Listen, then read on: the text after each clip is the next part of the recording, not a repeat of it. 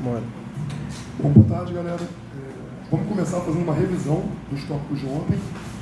Eu não vou fazer com tanto detalhe quanto ontem, mas eu quero enfatizar alguns pontos que são muito relevantes para o que vai vir a seguir. Então, ontem a gente começou falando sobre o conceito de quebra espontânea de simetria, que, como eu disse, é fundamental para a construção do modelo padrão, para a física de partículas e também para outras áreas da física, como matéria condensada. E é um conceito bem geral, né? Depende apenas de definição de simetria, definição de estado fundamental, e, enfim, como que essas coisas atuam umas nas outras, né? Então, eu vou começar revisando a ideia do homem no ferromagneto, na analogia que eu fiz, e quero ressaltar alguns pontos que vão esclarecer talvez algumas dúvidas, ou criar outras, né? Mas que são os pontos que vão ser relevantes para a gente poder entender os pontos principais do caso discreto, contínuo global e para o que a gente vai fazer hoje, que é o mecanismo de Higgs, que é passar para o caso local e ver o que acontece. E por que essas coisas são tão importantes, né? E aí vamos ver quanto tempo vai sobrar. Eu vou introduzir já o assunto do próximo capítulo, né? Mas acredito que a gente não vai conseguir falar muito, porque... Bom, vamos ver, né? Não vamos fazer... A gente vai tentar adivinhar. Então vamos começar a revisão. É o seguinte, né? Então, revisão. A gente pensou na parábola do Coleman, né? Do homem no ferromagneto. Então, a gente supôs que... Vamos supor que existe um mundo, que é um grande ferromagneto, infinito, as bordas estão muito longe, não enchem o meu saco com bordas, né? Tridimensional, não enchem o meu saco com uma dimensão, você mesmo. Porque em 1 mais 1, coisas esquisitas acontecem. A gente não está considerando o caso 1 mais 1. Até hoje de manhã, o nosso espaço-tempo tinha 4 dimensões. Não sei se isso mudou. Nesse ferromagneto, que eu não lembro qual era o nome do personagem, mas... Mateus, talvez? Mateus não está aqui. Mas o Mateus está no ferromagneto, né? A gente viu que o ferromagneto, ele possui interações que têm uma certa simetria de rotação, né? Então, a força de troca que existe ali, aquela hamiltoniana que descreve aquele ferromagneto, se a gente rodar todos os spins juntos ao mesmo tempo, né? Quer dizer, a interação entre dois spins depende só do ângulo entre eles. Então, se eu rodo os dois ao mesmo tempo, o ângulo relativo não muda. A gente tem uma invariância por rotação na dinâmica, né? Esse sistema é descrito por uma hamiltoniana que tem uma simetria. Esse sistema tem uma simetria de rotação. A gente discutiu que, nesse tipo de sistema, os spins gostam de alinhar. O estado fundamental, portanto, é de spins alinhados numa direção, gerando uma direção privilegiada, né? Então, o primeiro ponto que eu queria comentar isso é um bom exemplo, um exemplo físico, digamos assim, por mais que seja na matéria condensada, que me dá um pouco de energia, mas é um sistema com interação invariante por uma simetria, cujo estado fundamental não é invariante por essa simetria, tem uma direção privilegiada, né? Qual o ponto aqui? Esse ferromagneto tem uma direção privilegiada, eu vou chamar de norte. Outro ferromagneto teria outra direção privilegiada, poderia ser na leste. Outro ferromagneto poderia ter uma na sul, né? A conexão que a gente falou ontem é a seguinte: a variedade de vácuo é uma esfera. A magnetização espontânea, por assim dizer, poderia apontar em qualquer direção. Qualquer direção seria igualmente boa. Qualquer direção seria um estado fundamental. Mas escolhe uma. É o que a gente fez ontem. Podia ser qualquer ponto do círculo, mas a gente tinha que pegar um para poder citar. O que acontece no ferromagneto é a mesma coisa. Quando você tem o estado fundamental, ele aponta em alguma direção. Aquele ali vai ser o nosso vácuo, vamos dizer assim. Aquele é o estado fundamental. Então, esse é o ponto. Qualquer direção é igualmente razoável, mas acontece uma delas. Em outro ferromagneto pode acontecer outra, né? Por aí vai. Segundo ponto, por que a gente fala da simetria escondida? O homem que vive nesse ferromagneto, ele não consegue perceber, facilmente pelo menos, que existe uma simetria de rotação no sistema que ele vive. Existe uma simetria de rotação no sistema que ele vive. As interações de troca são invariantes por rotação. Mas ele não consegue ver, porque ele está vivendo num estado fundamental que tem um campo numa direção privilegiada. Então essa simetria está escondida dele. É a mesma coisa que vai acontecer com a gente também. Então esses são os pontos que eu queria ressaltar em relação à analogia. Mas não se prenda muito à analogia, é só para dar um gosto, né? Então, bom, essa é a situação do ferromagneto. Então, Agora vamos falar da situação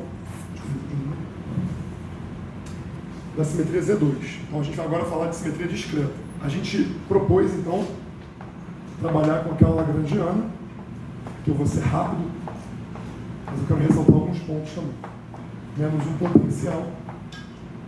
E a gente discutiu que sistemas desse tipo têm um funcional de energia que é dado basicamente por V0φ quadrado, né? Gradiente quadrado mais o potencial. Então, se a gente quer saber qual é a configuração que dá mínima energia, a gente tem que, essas partes são positivas, elas têm que dar zero ao mínimo que elas podem dar, né? E tem que achar o mínimo disso aqui, que a gente pode, sem perda de generalidade, considerar zero. Se não for zero, a gente soma o que for necessário, porque somar um número na lagrangiana não altera a dinâmica do sistema. Então, mínima energia, a gente quer falar de, eu vou usar, como eu falei antes, uma notação quântica, mesmo que a gente esteja falando de um sistema que está na aproximação clássica, que a gente não está quantizando campos, a gente está falando de campos clássicos. E o colega perguntou por que a gente está falando de campos clássicos se a gente quer falar de campos quânticos. No fundo, a gente vai falar do campo quântico usando a integral funcional. Dentro da integral funcional vai aparecer a ação clássica em campos clássicos, que é com operadores. Quando a gente for fazer qualquer conta, né, perturbativamente, é só o que a gente vai falar aqui, é de perturbação. A gente não está falando de fenômenos não perturbativos. A primeira ordem de perturbação vai ser trilevel, vai ser o que está dando da lagrangiana. E depois vão vir as correções a loop. Né? Tudo que a gente vai falar aqui é perturbativo. Vou fazer um comentário interessante sobre essa questão de quebra espontânea de simetria na presença de efeitos de correções quânticas, mas vai ser só um comentário, a gente não vai entrar nesse assunto que eu comentei com o colega ontem. Então, o que a gente ganha aqui é, se a gente quer minimizar a energia, a gente tem que ter fio constante e a gente tem que ter, digamos assim, né, isso aqui mínimo. Eu estou tomando como zero porque eu quero, mas a princípio poderia ser qualquer coisa, desde que ele seja mínimo. Por que tem mínimo? Porque se não tiver, não tem estado fundamental, a gente não faz física. Né? Então, esse é um ponto relevante. E aí a gente considerou um potencial específico. Né? Porque até aqui, não estou dizendo muita coisa, tem que dar aqui um potencial para poder ver o que tem nessa teoria. Se não disser que é um potencial, fica difícil de conversar. Então, a gente vai dar uma cara para o potencial. Eu vou dar essa cara aqui.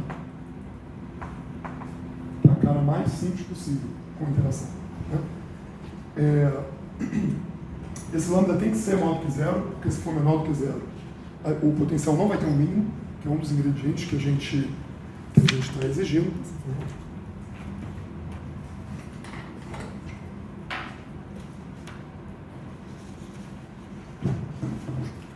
Antes de mais nada, alguém esqueceu uma escova aqui ontem. Pode deixar aqui, mas alguém não escovou o dente, né? Não precisa ficar com vergonha não, pode vir buscar depois da aula, vai todo mundo embora, aí vocês vêm quando a sala estiver vazia para não se denunciar.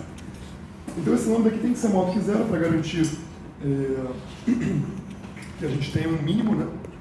E eu não comentei ontem, mas eu estava internamente assumindo ele pequeno. Eu disse isso para mim mesmo o tempo todo, vocês que não ouviram. Pequeno tem escala. Bom, aqui não tem escala porque a lambda não tem dimensão, ele é só um número, então eu posso falar que ele é pequeno mesmo. Se você fizer análise dimensional, usando, como chama? As unidades mágicas, ou Deus, ou C igual a cortado igual a 1, né? A dimensão de massa desse cara aqui é zero. Então eu posso falar pequeno porque é um número pequeno. Então bota 0 ponto alguma coisa, não maior do que 1. De tal forma que a gente possa fazer, que a gente poderia fazer cálculos perturbativos usando lambda se a gente quiser. Isso aqui a gente não vai fazer. Tá? Estou comentando só isso porque fazer as coisas a trilevel e toda a aproximação perturbativa faz sentido quando o acoplamento é fraco. Se tiver acoplamento forte, a perturbação vai para o brejo. Né? E a gente não quer que ela vá para o brejo, porque se ela for para o brejo, a gente não tem ferramenta para trabalhar. Né? Bom, não as ferramentas usuais, a gente tem que encontrar outras ferramentas.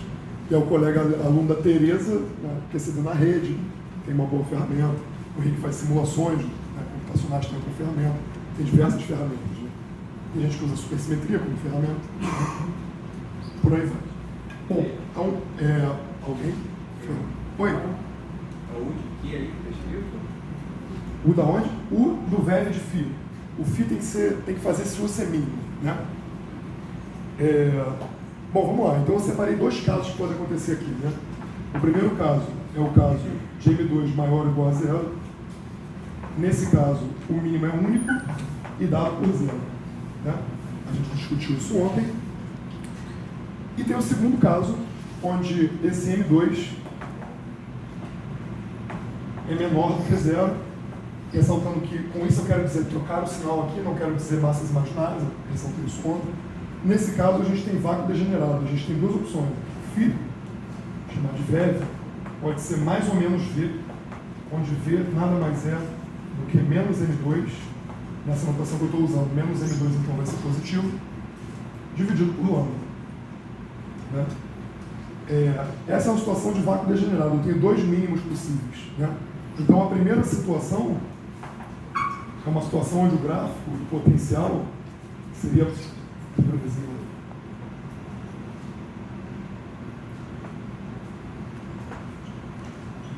E a segunda situação seria uma situação...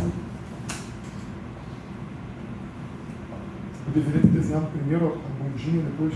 Agora ferrou. Uma merda, né? Mas bom, vocês entenderam, né? Na cabeça de vocês, né? Tá simétrico em relação ao eixo, perfeitinho e tal. Vou fazer aqui uma grosseria. Pronto, agora tá certo. Notem que aqui a gente tem dois mínimos, né? Porque aqui eu já somei o que tem que somar para poder ficar no zero, sem perda de individualidade. Então a gente tem um mínimo em menos V, um mínimo em mais V. E se a gente aplicar uma transformação Z2, a gente leva de um vácuo no outro, foi o que a gente discutiu ontem, né? Muito bem. Qualquer um dos dois vácuos é bom o suficiente. Se você usar um ou usar o outro, a gente vai chegar às mesmas consequências físicas, mesmo que eventualmente a Lagrangiana não seja bom. Beleza? Então a gente vai agora falar um pouco de nomenclatura aqui, e eu quero fazer um comentário que a gente não vai discutir, senão a gente não vai caminhar. Mas só para vocês terem guardado, porque ninguém comentou isso comigo, eu demorei um pouquinho para descobrir. Né? Primeiro ponto, a gente vai falar que essa é a situação onde não tem quebra, então eu vou chamar de unbroken, só porque, sei lá, não quebrado, vou você fazer aqui um anglicismo, né? Vou usar a palavra em inglês. Oi? Inquebrável? Inquebrado, nem sei se não sei se a palavra... Não, quebrável tanto que a gente está quebrando aqui, né? Só não está quebrado, né? E aqui eu vou chamar de quebrado, e aí, por consistência, se eu fiz um anglicismo em cima, vou fazer aqui embaixo também. Né? Só que não está quebrado de qualquer forma, está quebrado, como a gente disse, espontaneamente. Né? A Lagrangiana ainda tem essa simetria, quem não tem é o estado fundamental que está indo de um no outro. Como no caso do ferromagneto, que acaba tomando uma direção, a gente tem que escolher um vácuo. A gente vai escolher um, eu vou escolher o mais fácil, pelo princípio do mínimo esforço, vou usar o que eu usei ontem, que é o mais V. Né? E aí eu quero fazer uns comentários sobre a situação de simetria. A primeira é a seguinte, nesse caso 1, então a gente tem essa Z2, né? Φ vai menos Φ. Isso é uma notação, tá? Unbroken. Se o Rael ver eu escrevendo em inglês, ele vai ficar puto. Você não tem palavra em português para isso não, Pipo? Ô, Pipo, não tem, né? Tem que usar inglês, né? É assim que ele fala. Se a gente expandir ao redor desse vácuo 1, então se a gente definir aqui o φ como sendo o vácuo, né, a configuração que minimiza a energia, estou chamando de vácuo de novo, uma linguagem quântica para uma coisa clássica, né? Mais uma flutuação que eu vou usar til do início ao fim, porque uma hora vai chegar a hora do ρ, né? E ninguém vai rir, vou falar ρ til, em vez de linha. Já riram? Aqui, se a gente fizer uma expansão, a gente vai ver que a gente vai encontrar uma partícula, né, com massa. E se eu não me engano, dava... Eu anotei isso aqui em algum lugar, não anotei? Não, né? Então, uma partícula com massa aqui. Não anotei não, mas a gente vai ver que a massa é M. Perfeito. Por isso que eu não anotei. Era outra. E eu quero fazer um comentário aqui em relação a isso. A simetria Z2 é manifesta, ou seja, ela está descarada, não está lá. Se a gente escrever aqui, trocou φ por menos φ, como está expandindo em torno de zero, aqui eu só vou trocar φ por φ vai menos φ, tá certo. Eu fiz um comentário sobre decaimento de partículas. Eu vou fazer um comentário um pouco mais forte. Com essa simetria Z2, espalhamento de número par de partículas tem que dar número par de partículas. Espalhamento de número ímpar de partículas tem que dar um número ímpar de partículas. Porque os vértices aqui são todos número par de φ. Por correções quânticas, se não tiver anomalia, vai manter a Z2. Qualquer vértice que possa aparecer, seja ele efetivo ou não, envolve um número par de campos. Se eu começar com um número par de partículas, se eu tiver vértice com números pares de campos, eu tenho que terminar com um número par de partículas. Se eu começar com um número ímpar, tendo vértices com números pares, eu tenho que terminar com um número ímpar. Então, o experimental malandro, nessa teoria, ele começa a ver que no laboratório dele ele espalha par e sai par, espalha ímpar, sai ímpar. Ele nunca bota 2 e sai em 3, ou sai em 5, ou sai em 7. Só sai par. Botou ímpar, só sai ímpar. Ele já pode suspeitar que deu uma Z2 ali. Só um comentário genérico. Da mesma forma, a gente poderia considerar o caso de vácuo degenerado, caso 2, onde a gente tem a quebra espontânea, né? Sempre eu escrevi quebrado, porque a gente está falando de quebra espontânea. E aí, expandir em torno do V. Beleza. Escolhi o vácuo, então, positivo. Poderia ter escolhido negativo. Né? Quando a gente fizer isso agora e considerar oscilações pequenas ao redor de V, para poder procurar quem são as partículas, né, quem são as excitações a partir do vácuo, a gente vai ver que o potencial que tinha essa cara aqui, e aqui eu já vou somar constante, tá? Eu vou botar ele positivo, porque eu quero e porque eu posso. Isso aqui vai me dar, no final do dia,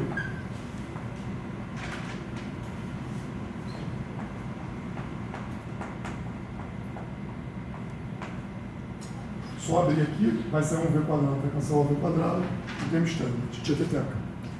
E aí, quando a gente olhar para o termo quadrático que vai sair daqui de dentro, a gente vai ver que a massa da excitação φ, que eu vou dividir isso aqui, porque senão vira bagunça. A massa da excitação φ é ligeiramente diferente da massa anterior. Daí vai sair um lambda V2, a gente já disse quem é V, não é difícil calcular, né? Foi o que a gente viu ontem, com calma. E a gente vai ver também que daqui de dentro, né? Então aqui a gente vai obter isso, não tem ninguém sem massa, não tem nenhuma maluquice acontecendo. E a gente vê que a nossa lagrangiana, entretanto, vai passar aqui agora termos cúbicos em fitil. Então a gente perdeu a regra de seleção que a gente tinha antes. De par sai par, ímpar sai ímpar. Agora passa ímpar, sai par, sai. Certo? A simetria está escondida. A dinâmica ainda tem uma simetria que vai indo nos fios, mas não em fitil. Né? Então, e aí eu vou fazer um comentário assim, simples, né? Você poderia pensar, pô, então não tem nenhum sinal de que tinha uma simetria Z2 ali antes, né? No espectro você não consegue ver isso. Se vocês expandirem o potencial, vocês vão perceber que o acoplamento quártico ele vai ser igual, eu posso ter errado no sinal, fiz isso aqui rápido, tá, gente? Ao cúbico dividido por 4 vezes o quadrático. Então, o termo que vem na frente de φ quadrado, estou chamando de quadrático, vem na frente de φ fitil, né? Cubo, estou chamando de cúbico, e o φ4 quártico. Então, se o experimentalista começar a espalhar essas partículas e começar a perceber que o acoplamento quártico ele tem uma relação com o cúbico, alguma relação com o cúbico, ele pode começar a suspeitar de que tem uma simetria em algum lugar ali. Não é qualquer acoplamento quártico e qualquer acoplamento cúbico, existe um vínculo. Isso é sinal de que tem uma simetria escondida. Então aqui a gente está vendo uma manifestação indireta, digamos assim.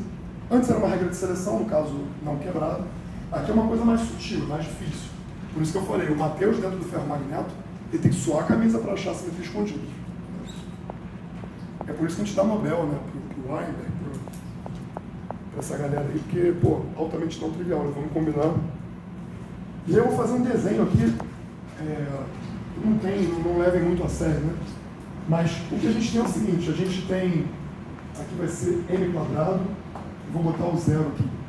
Então a gente tem duas fases nessa teoria. A gente tem uma fase onde o potencial é assim, né? E a gente tem vácuo único aqui.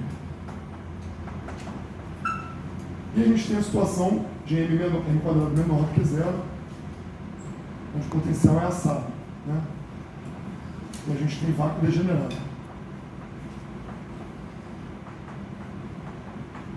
Aqui a gente tem uma Z2 manifesta.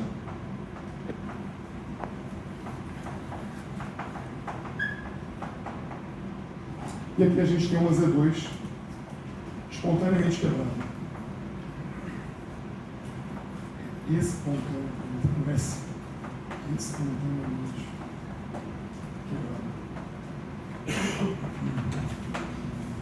Beleza? Então esse é o resumo do caso Z2. Vou fazer brevemente igual o resumo do caso 1. Só queria ressaltar isso, né? Existem duas fases na teoria, essa é a forma moderna de se falar. Né? Uma de Z2 manifesta e outra de Z2 espontaneamente quebrado, uma com vácuo único, outra com vácuo degenerado, e ambas têm seus sinais, né? Ambas dão seus sinais para o experimental. Oi? Ali, onde ele ganha massa, não é 2 vezes, né? Um pouco mais da massa. Oi? É onde ele ganha essa massa. Da onde que vem fisicamente essa massa que ele ganhou? Assim? Porque, por exemplo, eu tenho um de Nix, o Charles Não pode falar isso ainda. Não pode falar. Não pode falar isso. Mas é a massa de excitação só, ela não vem de lugar nenhum, está lá já. Não tem uma origem especial para ela, da dinâmica mesmo. Aqui não é que nem nesse caso está falando. Nesse caso é direto, você tem uma origem explícita para ela. Aqui não, a massa está lá. Tem só um fator 2 aqui. Bom, se tem alguma razão profunda para ter esse fator 2 e não um fator 4, eu não sei. Para mim é só acontecer um fator 2. A gente pode elucubrar e falar, não, são 2 vácuos, então, mas aí eu estaria inventando. Eu confesso que eu não vejo nenhuma razão para ter que ser um fator 2. Né? Mas isso vai aparecer, como você bem sabe, daqui a pouco. Essa aqui é a página 1, essa aqui é a página 2. Então vamos agora para a simetria global, breve revisão também, porque isso tudo vai ser importante quando a gente fizer a versão local do mecanismo de Higgs. Vocês têm que estar com esse ingrediente na cabeça, senão vocês não vão ficar chocados. Eu quero causar choque. Então, agora a gente tem o caso 1 global, e a gente pode seguir na mesma linha que a gente estava antes, né? Agora a gente vai ter uma Lagrangiana para ter um global, né? Um campo real não teria. A gente vai para o caso do campo complexo. E aqui eu já vou botar o potencial aqui. Aqui não tem sub 2. Tá bom, gente, ficou.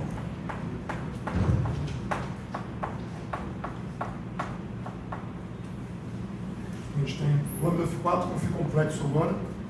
E aqui tem simetria 1, né? Então aqui eu vou botar aqui. Essa simetria é Φ vai em exponencial de... Vou chamar de θ aqui. Vou chamar de θ, não estou confuso, chamar de ômega logo.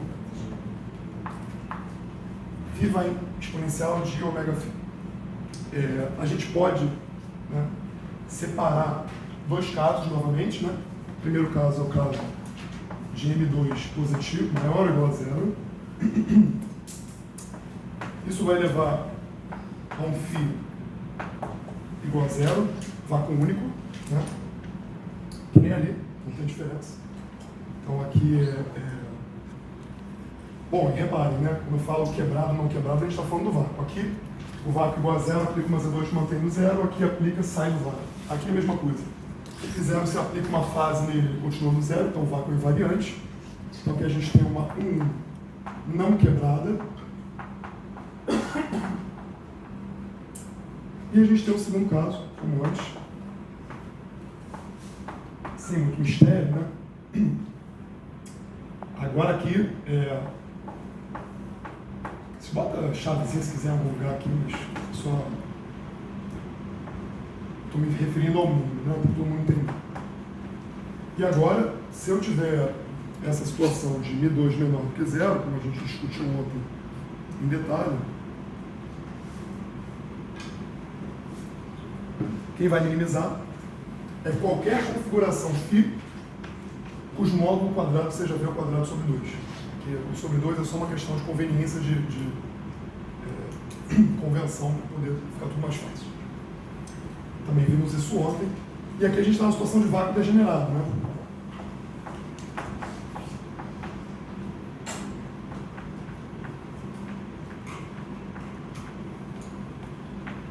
aqui a gente pode pegar qualquer, finge que é um círculo, um raio V sobre raiz de 2, qualquer configuração, né, que satisfaça essa condição aqui é um vácuo tão bom quanto qualquer outro. Né? A gente chama isso aqui, quando a gente tem essa situação de vácuos, né, continuamente conectados, por assim dizer, a gente chama isso de variedade de vácuo. Então, a nossa variedade de vácuo aqui, é só um técnico, não faz diferença, é um círculo, S1. Né? O que a gente quer falar sobre isso? Né? A gente quer falar qualquer ponto nesse círculo satisfaz essa condição e é um vácuo tão bom quanto qualquer outro. Né? Não é um vácuo pior do que ninguém. Né? Esse é o ponto mais importante. Aqui a gente viu que se a gente tomar esse caso, voltando ao caso 1 rapidinho, para fazer um contraponto,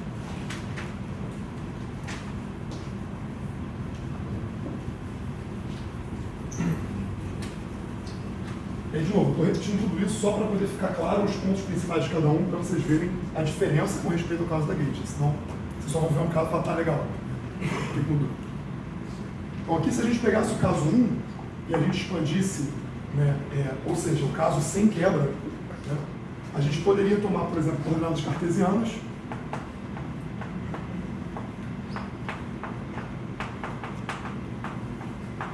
e a gente ia obter basicamente que a gente tem duas excitações a partir de zero, né? É só botar um tio em todo mundo. Que ia ser basicamente m de φ1 quadrado igual a m quadrado e m de φ2 quadrado igual a m quadrado.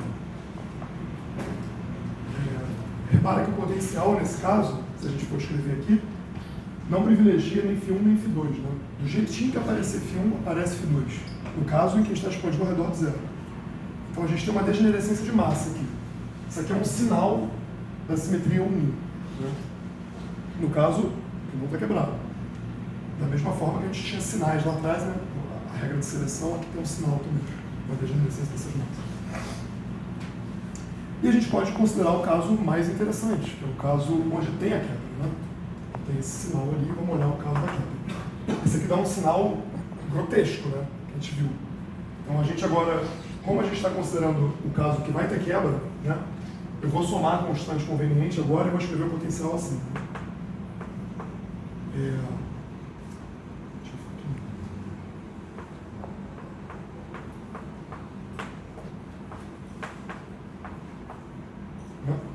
E aqui vai ser conveniente já ir direto para as coordenadas polares, para não perder aquele tempo que a gente perdeu outra vez. Então eu vou escrever meu φ como sendo ρ sobre raiz de 2 exponencial de θ. Então eu peguei os 2 graus de liberdade reais que tem aqui dentro, agora estou botando um radial e o outro angular. Eu posso fazer isso. Queria comentar o seguinte, a transformação, o 1 que a gente tem aqui, né, ou seja, φ vai no exponencial de ômega, ômega é o parâmetro, né? Φ é a mesma coisa aqui que ρ vai em ρ, não muda a parte radial, só muda a parte angular, e θ vai em θ mais ômega. Isso aqui é o que a gente chama de simetria de shift, né? Por assim dizer. Ou seja, você só desloca a fase, no tempo estéreo. Oi? Então, é porque eu estava vendo o senhor falando na última aula que quando a gente é cartesiano, um dos pontos de massa zero.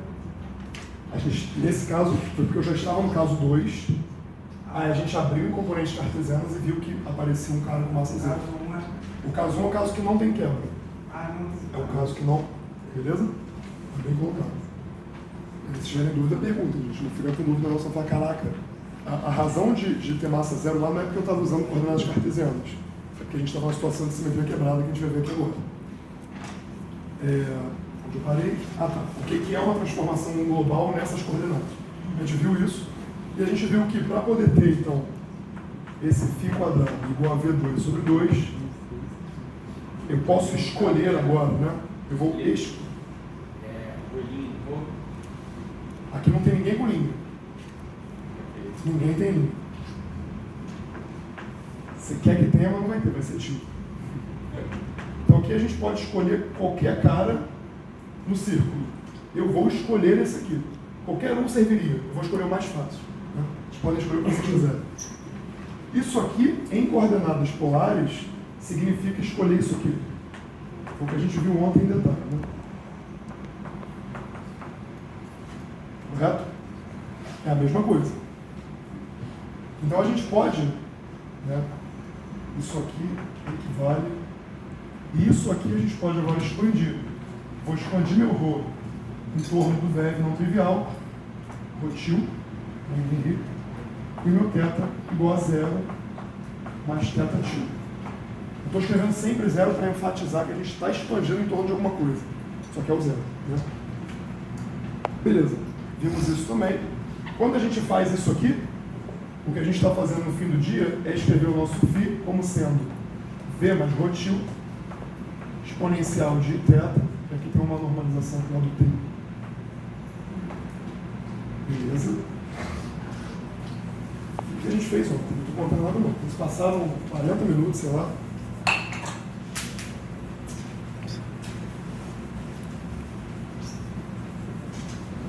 Uma coisa interessante da física, diferente, por exemplo, do direito das relações internacionais, né? Aqui o giz sempre cai. Pense nisso. E aí, bom, a gente pode expandir aquilo ali, a gente vai encontrar basicamente uma lagrangiana. Vai ser...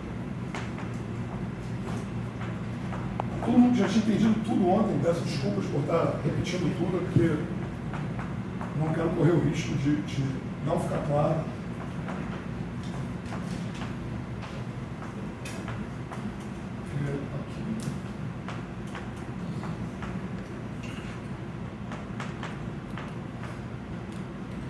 Um comentário breve, né? Reparem que o potencial ele tem que ser dependente só da parte radial, né? Porque para ter simetria 1, tem que ter simetria de shift na parte angular. A única forma que tem isso acontecer é se tivesse simetria de shift na parte angular no potencial também, ou seja, não depende do ângulo. Você faria uma transformação 1 e mudaria, né? Quando você não disse que nesse caso 2, a simetria não está quebrada? Aí entra o ponto que eu falei. A simetria não está quebrada, ela está escondida. A lagrangiana ainda é invariante. A lagrangiana continua, nunca vai deixar de ser invariante nesse caso. Só quem não respeita a simetria é o vácuo, é o estado fundamental. Beleza? Senão não era simetria e pô. Não teria essa magia, né? Um global onde eu parei. Beleza. E aqui a gente pode escrever então o U de V agora expandido, né? Para poder chegar no ponto que a gente chegou ontem. Esse aqui vai dar basicamente. Aqui tem que ter agora V mais ρ quadrado, né? Que era φ quadrado aqui. Então vai ser V2 mais 2V ρ mais ρ quadrado menos V2, tudo isso é quadrado. Esse cara morre. Então tem basicamente esse cara aqui. E o comentário que eu fiz ontem foi, magicamente, né, um dos graus de liberdade não está aparecendo ali. Ele tem um termo cinético, veja bem,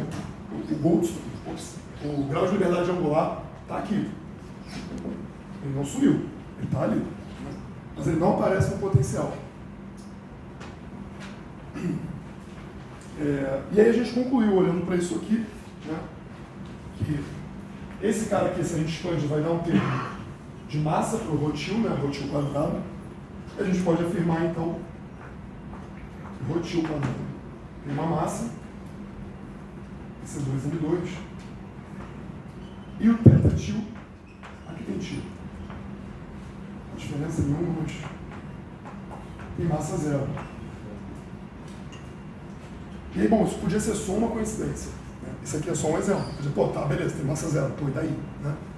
O ponto é, teorema, né, do Goldstone, cujo eu não vou enunciar o teorema porque eu não lembro das hipóteses, né, todas, para poder falar, mas sempre que você tiver uma simetria contínua, global, interna, espontaneamente quebrada, vai aparecer um bóson de Goldstone. Vai aparecer uma partícula sem spin, sem massa, associada com a quebra dessa simetria. Se você tiver N geradores de simetria quebrados espontaneamente, vão aparecer N bósons de Goldstone. Foi a conclusão que a gente chegou ontem, isso é fortíssimo. A prova não perturbativa, pipopopó. Sempre em φ? Oi? Sempre em φ? Como assim em φ? Não entendi. É porque é em φ, né? Em φ quadrado. Aqui não tem φ nenhum ainda. Então, no fim não é teta, tem um ρ? é rho. Não, aí vai depender de qual o grupo de simetria que você tem. E é o que eu queria ressaltar. É razoável ter uma excitação sem massa, angular nesse caso, e eu queria que vocês pensassem, o potencial aqui, né, ele é alguma coisa desse tipo. Vou tentar aqui, de novo. Tem um montinho aqui, né? Acho que ficou menos pior do que ontem, né? Não sei se dá para visualizar, mas como se fosse de novo, a bomba da garrafa de vinho, a parte assim de cima. E a variedade de vácuo está aqui, ó. É com ρ constante no espaço dos campos e com a parte angular. Então, ali todo mundo tem a mesma energia, no caso o mínimo é zero, né? Andar nessa direção não custa energia. Essa é a intuição que a gente pode ter. Então, excitações angulares, nesse caso, de variedade de vácuo, né? É basicamente esse círculo, né, não custa nada e ela não tem massa. Essa é a ideia geral. Então, bósons de Boolston vão estar associados tipicamente a excitações na sua variedade de vácuo. São aplicações geradores no seu vácuo, da sua teoria. Então, você é extremamente geral. E eu comentar com o pessoal da matéria condensada, eu dei um Google. E nos ferromagnetos, os bósons de Goldstone são chamados magnons. Seja lá o que isso for. Espero ter ajudado.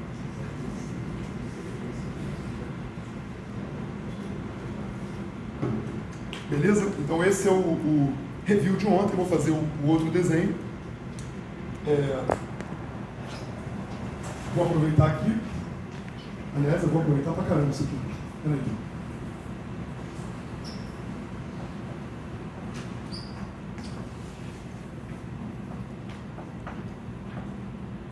Ótimo. Aqui não. Eu fiz a conta, não sei. Então lá a gente viu que a gente tinha alguma manifestação de que tinha uma simetria rolando, simetria manifesta, caso 1, massas degeneradas. Né? Bom, tem uma situação com uma massa, outra situação com outra massa, opa, tem simetria na parada. Ou é coincidência, tipicamente tem simetria. Situação agora quebrada, espontaneamente. Manifestação física, bóson sem massa e sem spin. Então, viu um bóson sem massa e sem spin, pode desconfiar. Tem uma simetria espontaneamente quebrada. Aí você pega o seu PDG, dá uma olhada em todas as partículas que existem na natureza e fala, caraca, eu vou ver agora que é o Goldstone. E ser chocado, constata que não tem nenhum. Né? Chega mais perto é o pion, né? Que pode ser visto como um pseudo-bóson de Goldstone, vamos dizer assim, associado com uma quebra de uma simetria aproximada quiral. Né? Porque simetria quiral seria se a galera não tivesse massa, os quarks têm massa, então uma massa pequenininha. Tu bota lá 3 famílias, pô, pequenininho, bota igual a zero, né? Então é quase zero, tem quase uma simetria. Quando você quebra espontaneamente, dá quase um cara sem massa, não um cara com uma massa pequena. É engraçado. Quando eu vi isso, o argumento disso é quase um cara vendendo alface, né? Tipo, que aí fica convencido, mas, bom, o pessoal usa.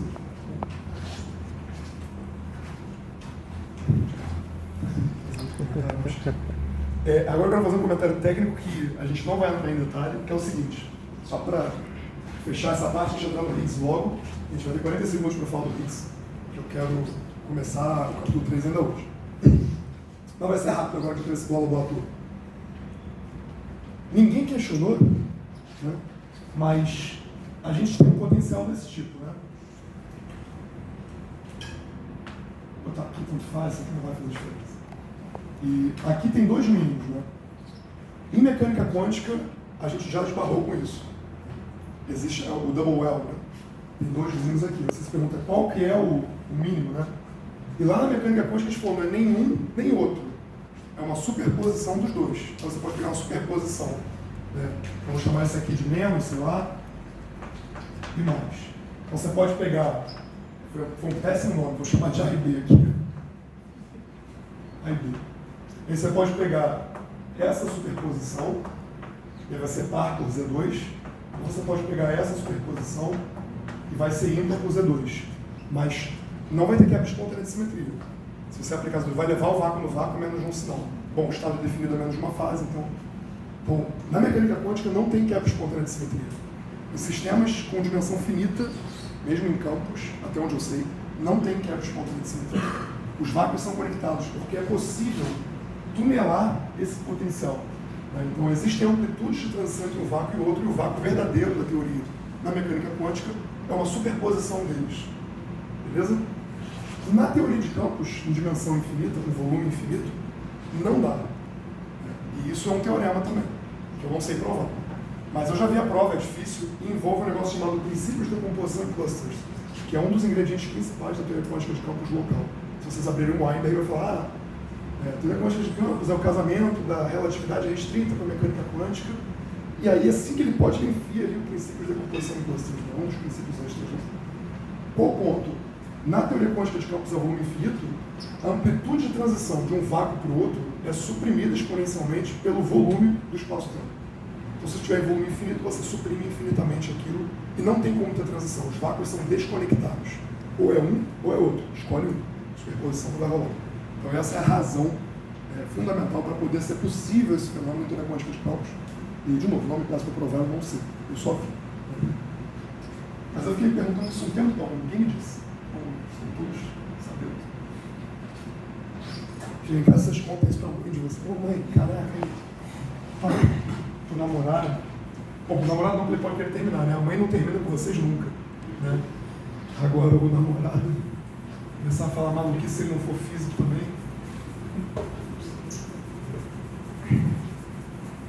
Namorado dele, sei lá. Namorados. A gente não tem preconceito. Bom, então, eu fiz ali o desenho também, então, rapidamente, a gente tem duas fases para a teoria, então, uma fase com M positivo, onde a gente tem vácuo único, com simetria manifesta, no caso de M2 negativo, onde a gente tem vácuo degenerado, simetria espontaneamente quebrada.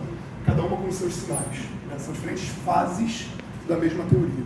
Tudo depende de qual é a massa. Mas pensando do ponto de vista teórico, a massa é um parâmetro. Ela poderia ser positiva, poderia ser negativa. Você está querendo investigar a teoria como um todo. Né? Outro comentário que eu não vou entrar é o seguinte. Isso aqui é muito bonito, esse cartãozinho. É ótimo. Né? Parece que tudo funciona bem na porra. Né? Só que, na verdade, eu tinha que botar uma região aqui de absoluta ignorância, né? Que depende de um monte de coisa. Quando a massa é muito pequena, os efeitos quânticos ali começam a ser muito relevantes. Quando você tem um parâmetro grande de massa, tipicamente, o resultado clássico meio que domina, vamos falar assim, grosso modo, né? Quando você tem massa pequena, por exemplo, massa igual a zero, para pensar, eu falei, M positivo dá um troço, M negativo dá outro. Aí tu bota a massa no zero, sentou no zero, pá. Flutuação quântica, vai jogar para a direita ou para a esquerda? Né? Poderia acontecer do parâmetro de massa cair para a esquerda. E você tem uma teoria que parecia não ter quebra espontânea, mas na verdade tem, quando você investiga a fundo. O nome disso é o mecanismo de Coleman-Weinberg. Então, é possível que uma teoria com massa zero, ou até com uma massa positiva, porém pequena, não estou falando que é essa teoria, estou falando que é possível, né? Ela passe a desenvolver quebra espontânea de simetria dinamicamente por correções quânticas. Então, vou colocar aqui do lado só para mecanismo de Coleman-Weinberg. Bom, obviamente é o Coleman que eu falo tanto, mas o Weinberg não é o Weinberg que vocês estão pensando, é o sobrinho dele. Esse não é o prêmio Nobel, esse é o sobrinho do prêmio Nobel que foi aluno do Coleman. É fera também, só que não é o Weinberg. É o Weinberg, né? É o sobrenome dele, ele tem todo o direito de usar. Alguém tem alguma pergunta sobre isso? Se tiver entrado no mecanismo de Higgs, agora o Paulo vai contar. Você falou que a partir de níveis quânticos, com a massa muito pequena, o mecanismo de Coleman-Weinberg ele, tipo assim, ele se aplica, ele começa a valer. Só que aí o ponto é, então a partir de que ponto que a gente pode usar só a simetria separada, assim, isso aqui é simetria tal, isso aqui é a partir de uma molécula, a partir de um elemento? Não, aqui a gente está falando só do parâmetro de massa, né? Agora, qual é a massa crítica onde eventualmente a flutuação pode dominar? Isso depende de todos os parâmetros da sua teoria, de toda a dinâmica, isso é sutil. Você tem que fazer a conta a um loop ou a mais loops, se for o caso, olhar a cara do potencial e ver, tem quebra ou não tem quebra. Né? Então, o que você faz, tipicamente, você considera o que você chama de potencial efetivo. Nesse caso é porque as pessoas têm realmente pouca criatividade. É o potencial a nível quântico. Né? Você considera o potencial corrigido a um loop, a dois loops, a três loops, a quantos loops você tiver que fazer, e verifica se ele desenvolve ou não o valor esperado no vácuo no loop. Se ele admite uma configuração de mínima energia, né, que é invariante ou não pela simetria em questão. Isso é feito modelo a modelo. Não tem uma resposta para. sim. E isso aqui é complicado, tá, gente? Só para deixar claro, isso aqui não é fácil não, tá? Inclusive, não vou falar muito porque eu não lembro, foi uma coisa que eu vi em 2019, minha memória não é tão boa, mas o nosso vácuo ainda não se sabe bem exatamente como ele é. Né? A gente acredita que tem uma situação que a gente chama de meta-estável, né? Não é nem estável nem instável, né? O vácuo do modelo padrão. Tem contas feitas a 2 ou 3 loops, mas os parâmetros que tem algumas coisas inconclusivas ainda. Então, quando você começa a olhar para uma teoria complicada, tipo o modelo padrão, e tentar entender o vácuo quântico realmente verdadeiro dessa teoria, é complicado, o negócio é esquisito. A gente está fazendo um modelinho, né? E mesmo modelinho a conta já não é tão simples.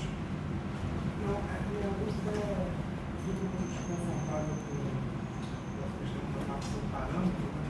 Tudo que eu não dela seria esse parâmetro. Representaria uma massa gravitacional ou uma massa inercial?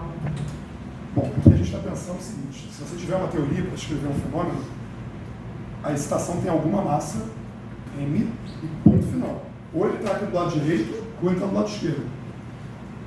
Dado um sistema, a excitação tem uma massa e acabou. Estou falando no espaço das teorias, as possíveis massas que eu poderia descrever, é isso que eu estou descrevendo aqui. Mas essa massa, respondendo a sua pergunta, é a massa que aparece no Lagrangiano. A massa que vai sair daqui de dentro, né? Do lambda V quadrado.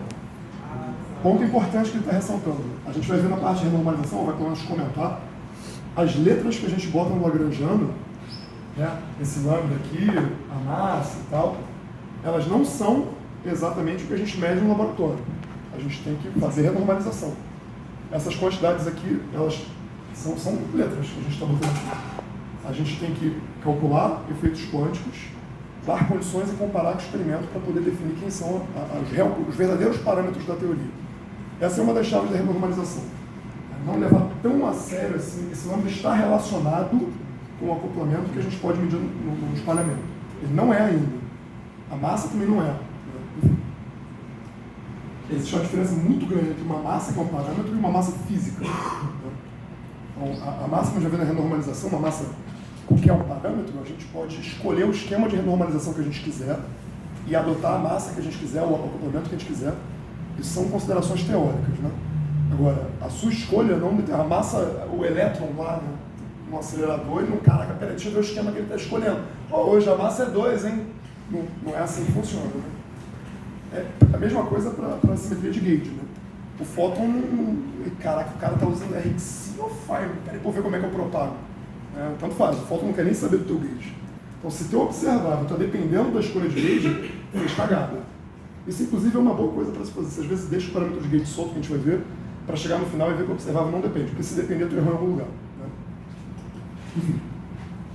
Veja bem, não quer dizer que as quantidades que a gente calcula não dependem. A gente vai calcular o propagador, vai calcular, a gente vai ver o propagador, né? E vai ver que, bom, o propagador depende de gauge.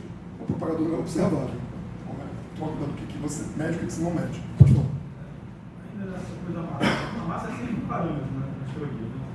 Existem teorias que, ou seja, algo que você mede e coloca lá, né, e se ajusta o que você observa.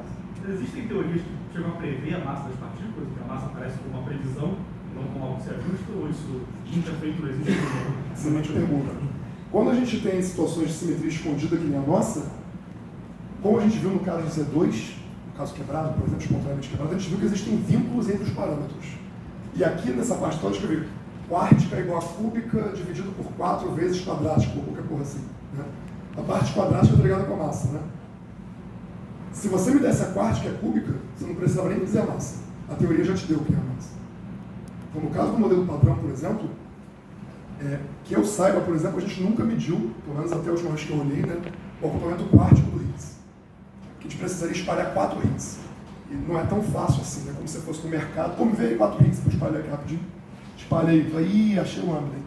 Mas a gente consegue encontrar com outros processos, porque os acoplamentos cúbicos, quárticos, a massa, o valor esperado no vácuo, essas coisas estão todas amarradas, elas não são independentes. Então você pode ter medidas indiretas da massa através, por exemplo, de acoplamentos e vice-versa. Então, por exemplo, o V do Higgs tipicamente dá para você encontrar como está tudo amarrado, né? Você encontra esse experimento de decaimento fraco, por exemplo. Está ligado com o GF, né? G de ferro, final do G. através da massa do W, se não me engano. Eu posso estar falando bobagem aqui, então essa última parte é por subjúdice. Bom, vamos dar continuidade. Eu vou apagar aqui, não já apaguei lá. Dá uma colada aqui. Então, quanto tempo eu tenho? Tragédia. 1 hora de revisão. Até pro Tião isso é muito. Mas hoje saiu o Higgs com certeza. Vai ser rápido aqui. Então a gente viu o teorema de Goldstone. Aí, como eu disse, não tem partículas de Goldstone e a gente tem outro problema também.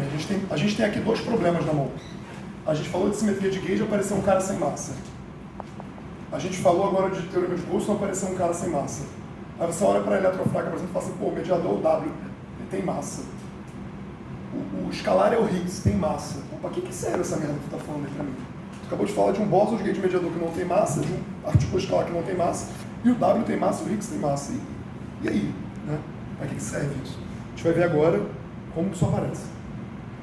Então, no teorema de Goldstone existem várias hipóteses, como qualquer teorema, né?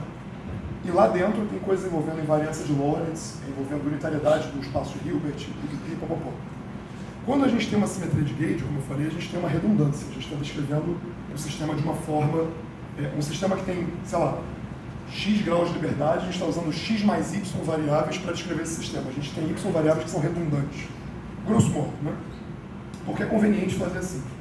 É tão conveniente que a gente construiu um modelo, uma teoria para lidar com todas as interações fundamentais, exceto a gravidade, para escrever todas as partículas que a gente conhece usando isso. Vocês veem quão conveniente é, né? Mas a gente vai ver também na próxima aula que a gente vai precisar fixar um gauge quando a gente for falar de uma teoria de gauge.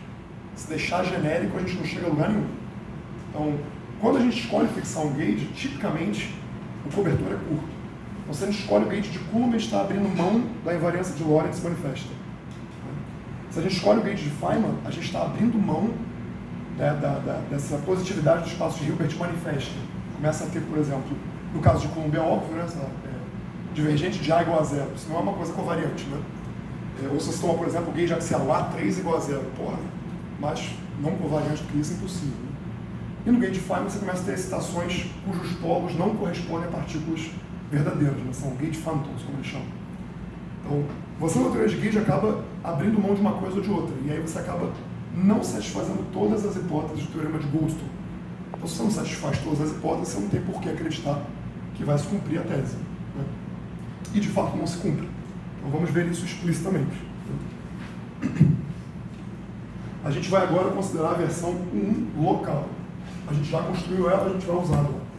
Estou fazendo tudo com escalar porque eu quero falar de esquema espontâneo. Você poderia fazer com fermions, só que com fermion você não define um potencial. A gente define o escalar, então não vai rolar isso aqui. Você poderia fazer na presença de fermions, isso que eu quero dizer. Então vamos lá. A gente tinha então uma lagrangiana, que era basicamente, a gente viu, na parte quadrática, invariância de Lorentz mais invariância de Gauge levou a gente a Maxwell. Né? E a gente tinha na parte de acoplamento mínimo, dmi-φ, menos um potencial por φ. Então aqui a gente está na situação local.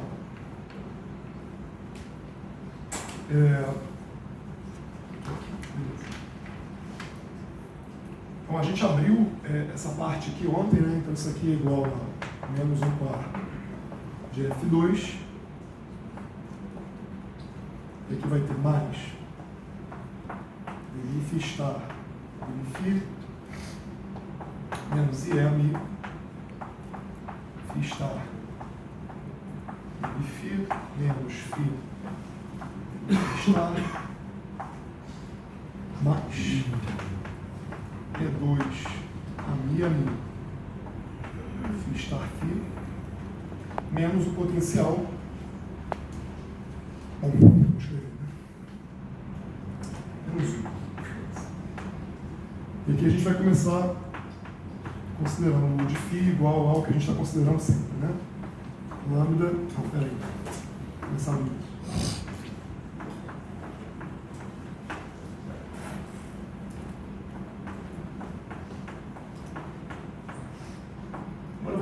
depois que a gente fez toda essa revisão, vai ser rápido isso aqui.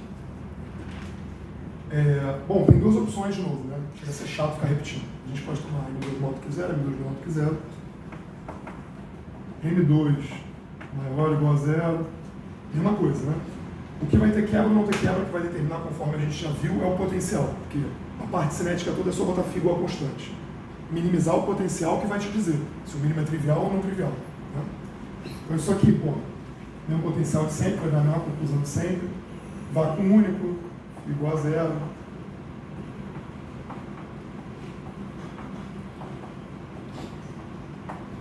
E aí a gente vai ter duas excitações aqui, que nem a gente tinha antes, né?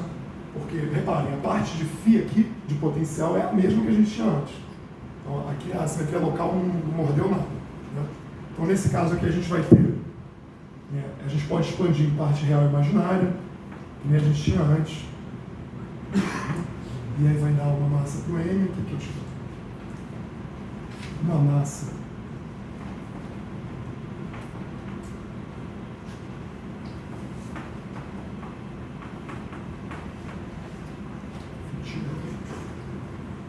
M2.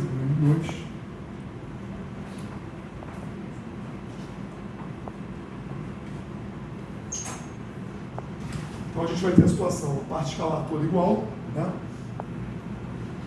Massa de φ1, massa de φ2 são M2, iguais, E o fóton não ganha massa, né? O potencial aqui não tem termo para o fóton, não tem nenhum termo aqui que tenha só dois A's, né? Sem derivadas. A gente viu que isso não seria invariante de gauge. Não seria invariante de gauge, então o fóton não tem massa. A gente está no regime onde a simetria está funcionando, está tudo bem, né? Não tem quebra espontânea. Então a gente está no regime usual, regime normal, vai? É o que você espera de uma QED escalar. Essa é a situação inicial.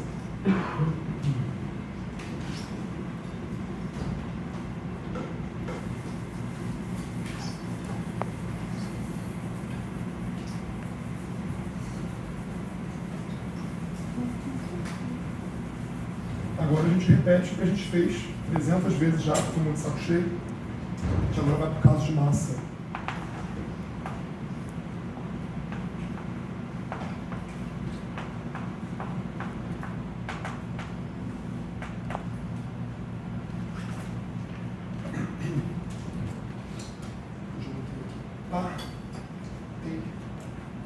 Aqui eu já vou adotar o potencial somando a constante, né, que é conveniente.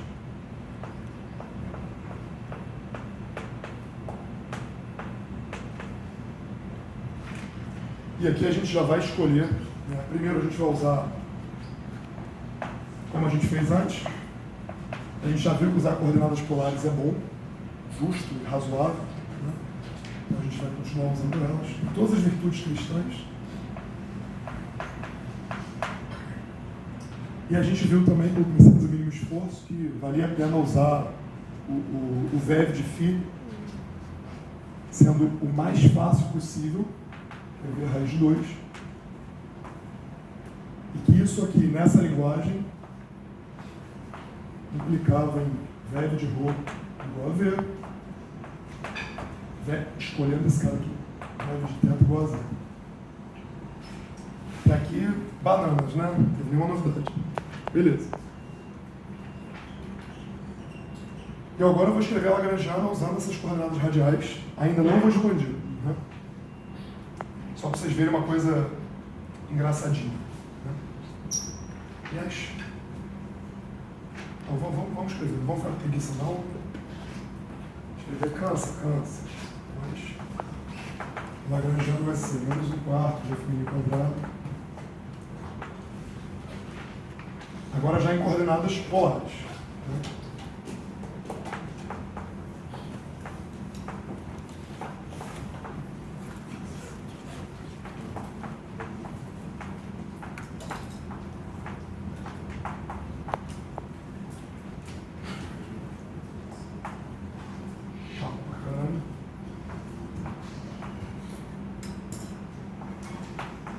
Fico lembrando quando o Lael abriu as contas assim, que eram 3, 4. Eu ficava olhando assim e falava, cacete, que disposição.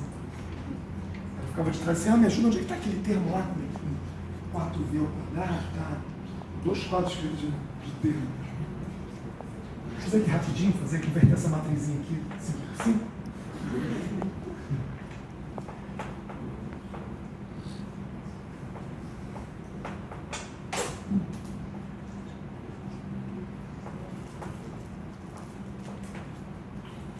Bom, se eu errei em uma conta banal, a falta potencial, né? Aqui, ai que saco.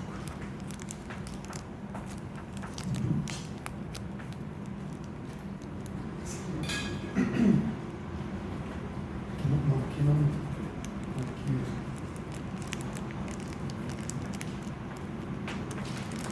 Se eu errar um fator aqui, vocês vão corrigir depois que todos vocês assinaram um contrato com sangue antes de entrar aqui, vocês vão refazer minhas contas, né?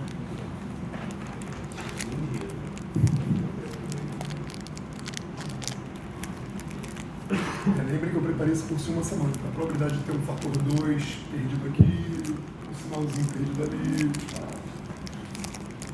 A de ontem foi a primeira que eu preparei. A gente até esqueci o que eu ia falar.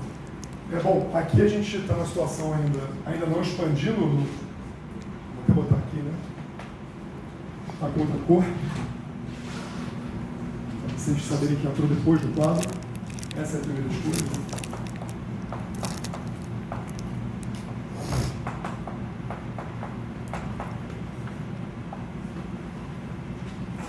Perfeito. E aqui eu não fiz nada. O primeiro comentário que eu queria fazer é o seguinte. Lembrem que essa lagrangiana aqui, né, ela tem a simetria de Gauge. O que a simetria de Gauge diz? A simetria diz que L é invariante. Eu tinha que ter escrito isso lá no início, eu esqueci. Some φ vai em exponencial de ômega φ e A vai em AMI menos 1 sobre E de mi ômega.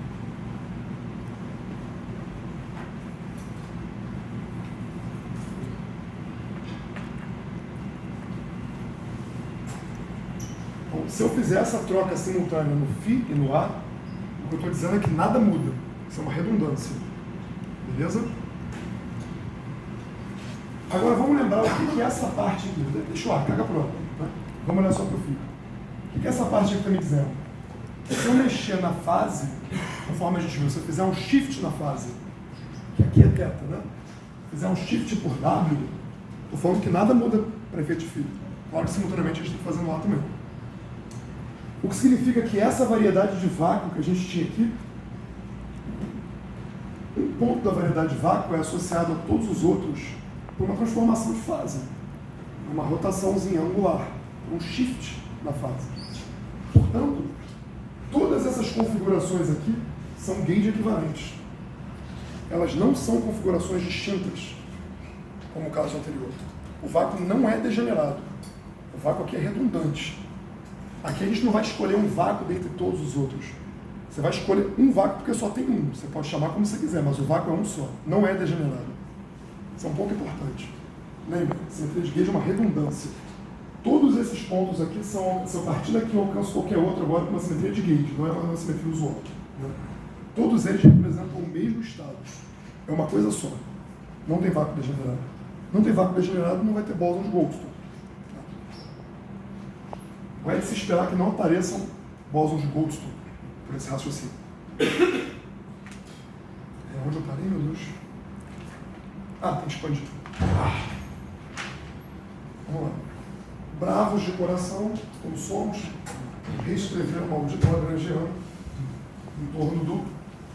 Lembrando que a gente já considerou o caso usual, que não tem quebra espontânea, a gente está considerando o caso espontaneamente quebrado. E aí vamos escrever. Em pleno 2023 o quadro não se apaga sozinho, cara. Eu não entendo.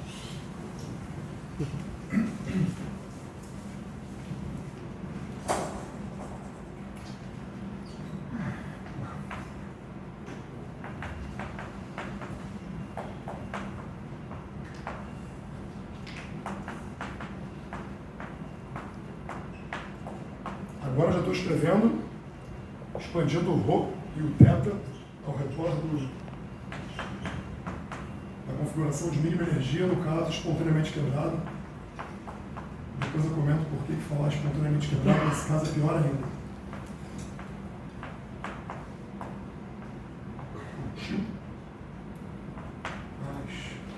Já paciência. Eu podia trocar tudo isso que eu estou fazendo aqui por um monte de handwave, mas eu acho que aqui tem um ponto importante.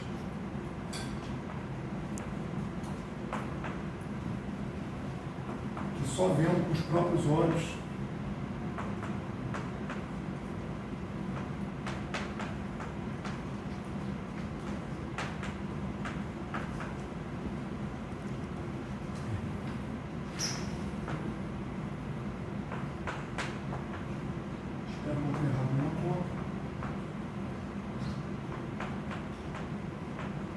espero que esteja legível. Está legível para todo mundo? Beleza. Vou só expandir o Rho e o θ. Bom, θ ao redor de zero é mesmo.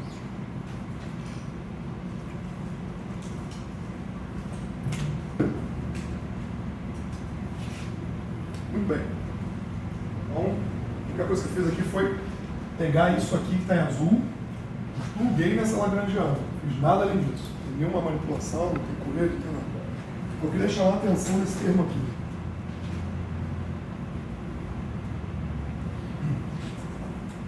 Quando a gente quer fazer calcular propagador, a gente tem que encontrar os termos quadráticos nos campos. Né? E aqui, por exemplo, vai sair desse produto notável, vai sair um V2, que vai pegar esse cara aqui. Quando a gente tem a situação que tem um campo de cada, né, não são dois do mesmo, a gente está numa situação de propagador misto, por assim dizer. Né? A gente precisaria escrever uma matriz que vai pegar esses dois caras, diagonalizar ela para escrever em termos de cada campo separadamente. É assim que, no geral, quando você é uma lagrangiana que tem um termo tipo φ1, φ2. Cara, o que eu faço? Escreve uma matriz φ1, φ2, uma matriz atuando nela, separa, diagonaliza, então você vai ter a parte com φ1, a parte com φ2, e aí ninguém toca ninguém, tá tudo certo. Oi? Não, aqui a gente não vai usar, estou fazendo um comentário genérico. Se você tivesse uma situação que você é uma lagrangiana, tem dois campos, a parte quadrática tem φ1 quadrado, φ1, φ2, φ2 quadrado. Então, você tem que separar isso, tem que encontrar as variáveis que separam. Vai ter, sei lá, φtil 1 quadrado, φtil 2 quadrado, aí você calcula o propagador. Porque senão você é na situação de propagador misto, né? Um gráfico de Feynman é tipo um ami vera θ, alguma coisa assim. É mais difícil fazer conta assim. Aqui a gente vai fazer uma malandragem, a gente vai só abrir tudo isso aqui e reorganizar essa bagunça. Tá? E a gente vai reescrever essa mesma lagrangiana.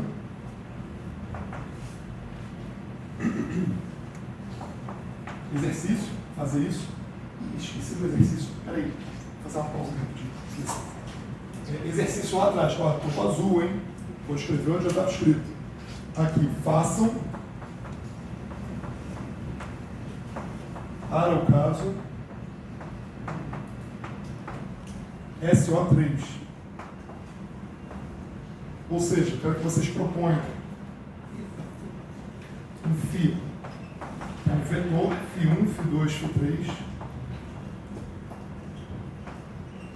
e escrevam um termo dinâmico, um termo cinético e um potencial igual, só que com esse φ que é φ1, φ2, φ3. Escolham a massa negativa para dar quebra espontânea de simetria. Escolham um vácuo, expandam ao redor dele e vejam o que acontece. Não é trivial o exercício, mas todo mundo acompanhou até aqui, todo mundo tem condição de fazer. E o que vai ser interessante aqui é que isso vai simular o caso que a gente discutiu do ferromagnético, porque a variedade de vácuo vai ser uma esfera, vocês vão ter que escolher uma direção na esfera.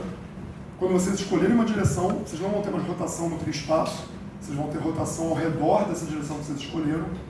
E vocês vão ter, então, mais de um bóson de Goldstone e vão ter também um cara massivo. Vai ser um exercício legal para vocês fazerem. Algum dia na vida de vocês. Perdão, vou voltar para cá agora. Isso é extremamente antididático que eu fiz, mas... Fala. Professor, só uma dúvida, assim. Quando a gente aplica o termo circulado, né, na lagrangiana... Eu não ouvi o que você falou, a gente aplica o quê? Quando a gente aplica o termo circulado na lagrangiana, Aqui você fala, né? É isso. Perfeito. A Lagrangiana, tipo, essa Lagrangiana que a gente tem é uma nova Lagrangiana, né? Tipo, seria uma Lagrangiana de perturbação, Ela é a mesma Lagrangiana escrita em variáveis diferentes, eu diria. Acho que é mais melhor assim para poder. Não é mais melhor, pelo amor de Deus, não de mais, mudei de ideia, melhor é assim.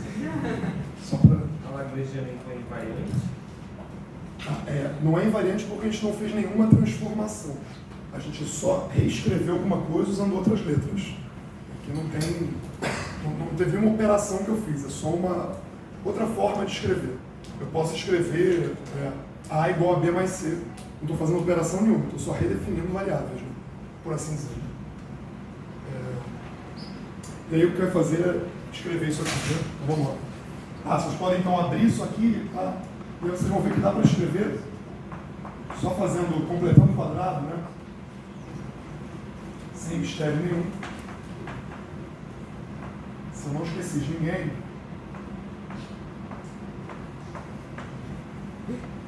Aqui vai ser um ponto alto da aula. Quem estiver dormindo pode acordar. Se me achar. Estou de óculos, né? Imagina se tivesse óculos.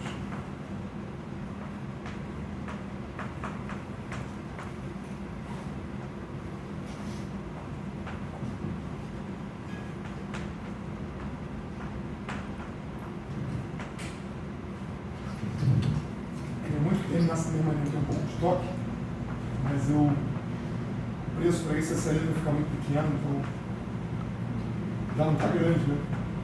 O pessoal tem uma mania de sentar no fundo, tipo o Joaquim, ele vê qual é a linha N, ele senta na linha N mais 1. Né? Tipo, N é a última, ele senta na N mais 1. Então o que a gente fez aqui foi só reescrever essa Lagrangiana completando o quadrado. Não fiz operação nenhuma de novo. Agora, o que eu reclamei aqui em cima é uma forma bem sugestiva de resolver. Eu reclamei que tinha um termo misto ali, né? Mas agora, se eu quiser, ninguém pode me proibir, eu posso pegar esse cara aqui e chamar de... Bom, vou fazer esse capítulo. Vou definir um BMI igual a abrir mais 1 sobre E mini teta outra cor.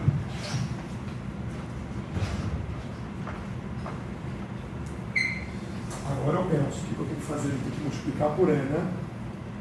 Isso aqui é DI. Uma conta estúpida, né? Quando a gente está aqui na frente, às vezes a gente não enxerga as coisas mais óbvias. Se eu escrever assim,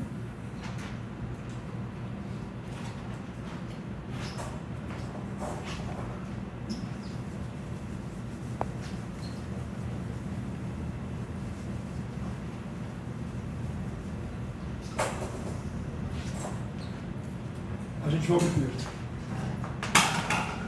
menos 1/4 de F min quadrado mais 1/2 rotinho 2 mais E2 sobre 2 rotinho mais V quadrado BMI menos sub 4 rotinho 2 mais 2 rotinho V isso é o padrão. Agora notem o seguinte, eu vou calcular então DMI menos DMI para ver o que acontece. Eu tenho um F min quadrado aqui assim, né? Eu enfiei um B aqui, beleza, mas aqui ainda tem A. Quero escrever isso com B.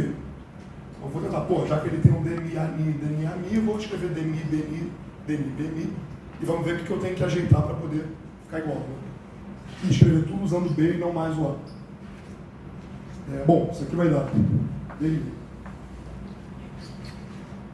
ali. Mais ali.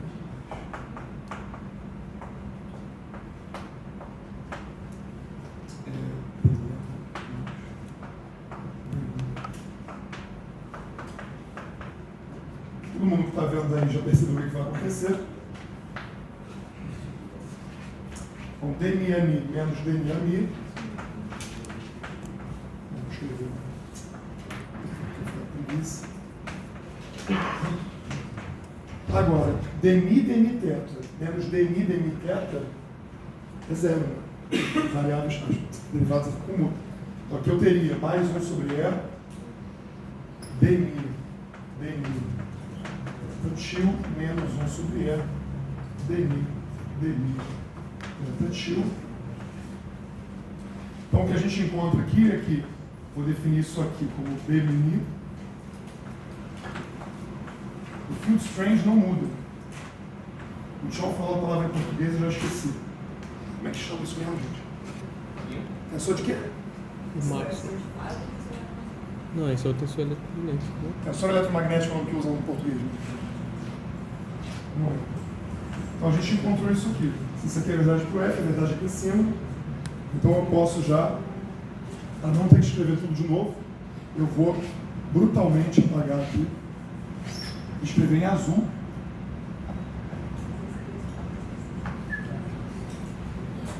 Então agora a gente reescreveu a nossa Lagrangiana usando a nossa nova variável B. Né? Foi só uma mudança de variáveis. Inocente. Sem maldade no coração. Bom, agora a gente pode... Cadê a caneta vermelha nessa porra? Agora olha que coisa interessante que está acontecendo aqui. Vou botar em vermelho. Daqui está saindo um termo E2, vou botar aqui inclui.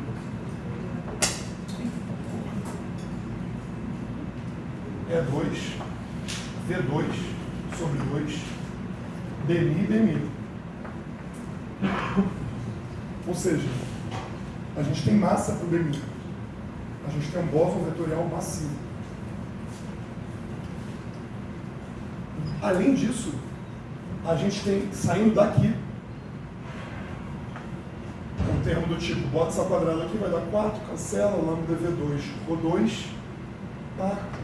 Menos, lambda V2, eu acho que era M2, né? Vou dar um fator 2, né? Assim, 2M2 sobre 2, tio 2, o lambda V2 vai dar isso aqui, né? Basicamente. Então o que a gente está obtendo é o seguinte, a gente encontrou aqui uma massa para o BMI quadrado igual a E2V2 e uma massa quadrada para a excitação fitil igual a 2M2, que é igual a lambda V2, 2 lambda V2. Tem um 2 aqui, né? 2 lambda V2.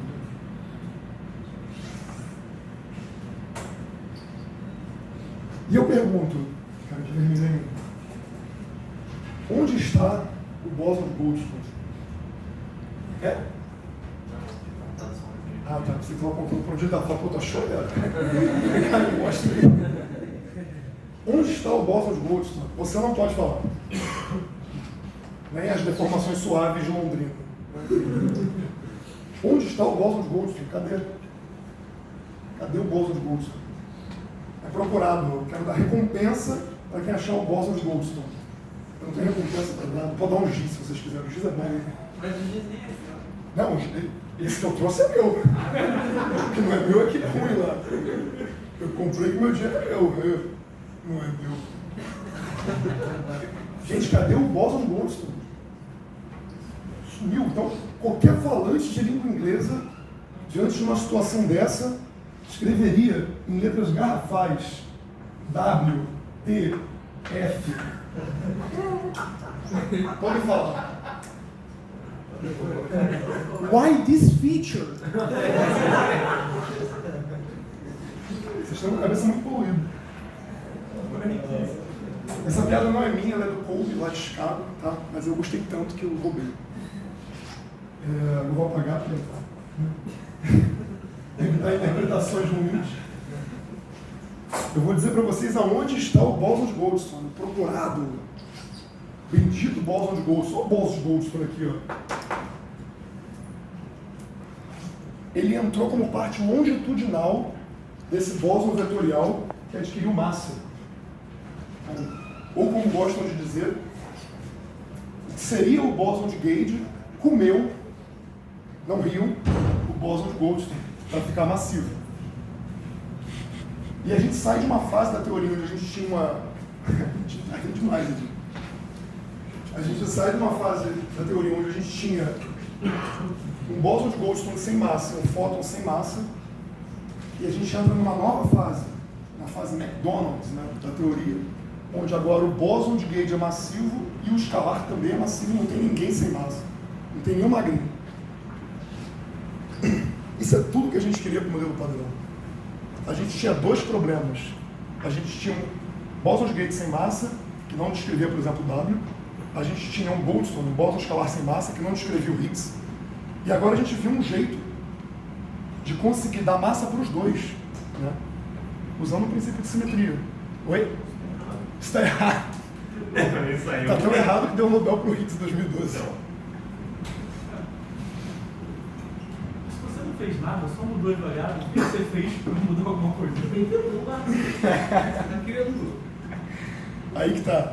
Na verdade, não é que eu fiz alguma coisa, é que, como eu disse antes, a simetria local, a simetria de Gage, ela é uma mera redundância. O vácuo não é degenerado. Não há qualquer razão para ter bóson de Goldstone. E não tem. É isso. O teorema de Goldstone não se aplica nesse caso. É o que eles chamam. O mecanismo de Higgs fornece um loophole, uma saída, uma escapatória ao teorema de Goldstone. O pessoal da matéria condensada aí usa isso para supercondutividade. Não me perguntem. Oi. Podem perguntar, eu fiquei chocado com o que eu vi isso. A minha dúvida é porque dentro do seu conteúdo de massa, né, PMI, se você for expandir, abrir, né, P1, P0, teria que trocar de sinal, não? Sempre tem, né? Quando você faz a contração aqui usando a métrica de Minkowski, você vai ter, usando a minha convenção, B0² menos BI². Então, mas é o sinal da massa. Não, mas isso é para o sinal da massa, é sempre assim, né? Quando você tem se você calcular, né, propagador, nesse caso, você vai ver que vai aparecer um polo, igual a gente fez da outra vez por caso escalar, vai aparecer um polo, um P igual a M, onde M está dado por essa expressão aqui, do mesmo jeito. Quando a gente tem o caso escalar, esse sinal tem que ser um sinal de menos. E aí faça o exercício. Quando a gente tem um bóson vetorial, tem que vir com um sinal de mais. Só fazer o exercício de calcular o propagador. A gente vai fazer um exercício muito semelhante, sem massa, e aí você vai ver acontecendo. É porque minha dúvida é justamente essa, porque a gente considera um termo mais que pode ser material. Isso. Aí você abre em componentes escalares. Uma delas vai dar um sinal oposto. Não, sei, tudo bem. Então, assim, isso sempre acontece quando você tem contração de dois vetores, isso é normal.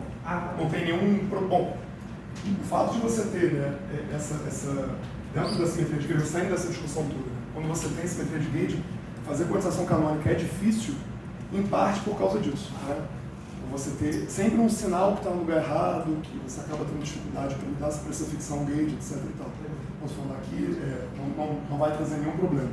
Aqui a gente está numa situação de um bóson vetorial massivo. Seria como fazer teoria de Proca e quantizar. Dá para quantizar. É porque esse cara aqui não tem simetria de Gage, né? Então essa peculiaridade que eu falei não vai acontecer, dá para resolver. Pode ficar tranquilo. Não vai entrar nesse detalhe, mas... Aliás, um comentário, né? No curso que a gente estava falando de discussão de quantização, tem quantização canônica para teoria de Gage, tá? Não é só integral de caminho, não. A gente usa integral de caminho porque é mais prático, né? Mas a gente faz contas na integral de caminho, compara com o resultado, né, da quantização canônica, que não é fácil. Eu não sei fazer, por exemplo, mas existe, né, para a teoria de caminho de forma geral. E a gente calcula num Gage esperto, vê que bate, fala, opa, maravilha, bateu em um, bate em todos, segue o baile. Né? Tem gente que não gosta. O Weinberg, naquela nota que eu mandei vocês lerem, ele faz um comentário sobre isso, que na época dele ele não gostava da integral de caminho. Ele fala assim, para mim parecia ser tão forte quanto o formalismo canônico, só que com mais hand waving, e eu não gostava disso. E aí o Toft provou a normalizabilidade antes dele. Aí ele começou a ver, pô, essa parada até que é boa, hein? Não é ruim não. Aí começou a usar também. Mas assim, tem que ter estômago, né? Que tem um monte de coisa esquisita ali. A gente vai ver aqui na próxima aula. Hoje a gente vai dar continuidade. Mas eu queria que ficasse bem claro, então, que... Ah, tem um ponto ainda antes de terminar. Vou fazer só uma outra aproximação. Aula 3, não, peraí, papei uma aula aqui. Só um outro ponto de vista agora, porque encontrar aquele B para fazer aquilo que eu fiz, nesse caso é muito fácil, vou falar já também. Mas no caso geral é mais difícil. E aí no caso geral vocês vão fazer como eu vou fazer agora. Fala aí. Deixa só ele perguntar antes que eu não, acho que eu não peguei alguma coisa, então. Você fez umas contas aí, bem chatas, mas... Você dormiu tudo bem, tá perdoado. Você falou que o que a gente fez aí foi basicamente a gente fez a quebra espontânea da simetria de calibre e no final da história a gente encontrou aquele termo VMI, DMI e aquilo ali é o termo de massa do campo de calibre B. Isso. Mas o que não está claro para mim, pelo que os dois aqui argumentaram, é que a presença daquele termo justifica a quebra da simetria de calibre, mas eu não entendo tipo, por que a presença do termo de... Calma, várias coisas. Uma coisa de cada vez. Vai. Tem o termo de massa, a gente sabe que o termo de massa do campo de calibre não é igual de calibre, ponto. Porque eu não entendi porque aquele termo ali é válido. Acho que é só isso. Perfeito. Porque a simetria de calibre que a gente tinha inicialmente era para o AMI, não era para o BMI. Primeira coisa. Segunda coisa, a gente está numa situação espontaneamente quebrada. Né? A gente está escrevendo com outra variável, o entorno de um vácuo que não tem essa simetria. É que nem quando a gente achou o fitil, ele não tinha mais E2. Tinha um fitil 3 lá, não tinha? Ele não tinha simetria inicial. Ela está escondida. Então, nesse caso, a discussão é um pouco mais sutil, porque, como eu falei, usar as palavras do Schiffman, não são minhas, né? Não lembro agora as palavras exatas que ele deu, mas ele fala que é como se fosse bem esquisito falar quebra espontânea de simetria de gauge. Primeiro, porque, no geral, quebra espontânea de simetria está escondida, e dois, simetria de gauge não é simetria. Então ele fala assim, é um termo péssimo. E eles costumam dizer hoje, né, no linguagem, livro-texto vai ser quebra espontânea de simetria de gauge e convivam com isso. Os mais moderninhos estão chamando de a teoria está na fase de Higgs. E a gente vai ver uma coisa que talvez vai ser menos desagradável para você encontrar o mesmo resultado agora de uma forma mais elegante. Isso aqui foi força bruta, né?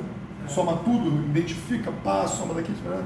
Agora a gente vai fazer uma coisa um pouco mais elegante, talvez sagrada. E só uma última coisa, Claro. esse retângulo vermelhinho que você fez, eu posso pensar nele como um gauge fixing ou é realmente uma reparametrização? Reparametrização. Tá bom. Não é gauge fixing. Aqui não tem gauge fixing ainda. A gente vai falar disso na próxima aula. Hoje vai aparecer o problema que vai levar ao gauge fixing. Ou não, mas vai. E aí na próxima aula a gente vai fazer o gauge fixing. Aí, que estranho, porque se a gente não fez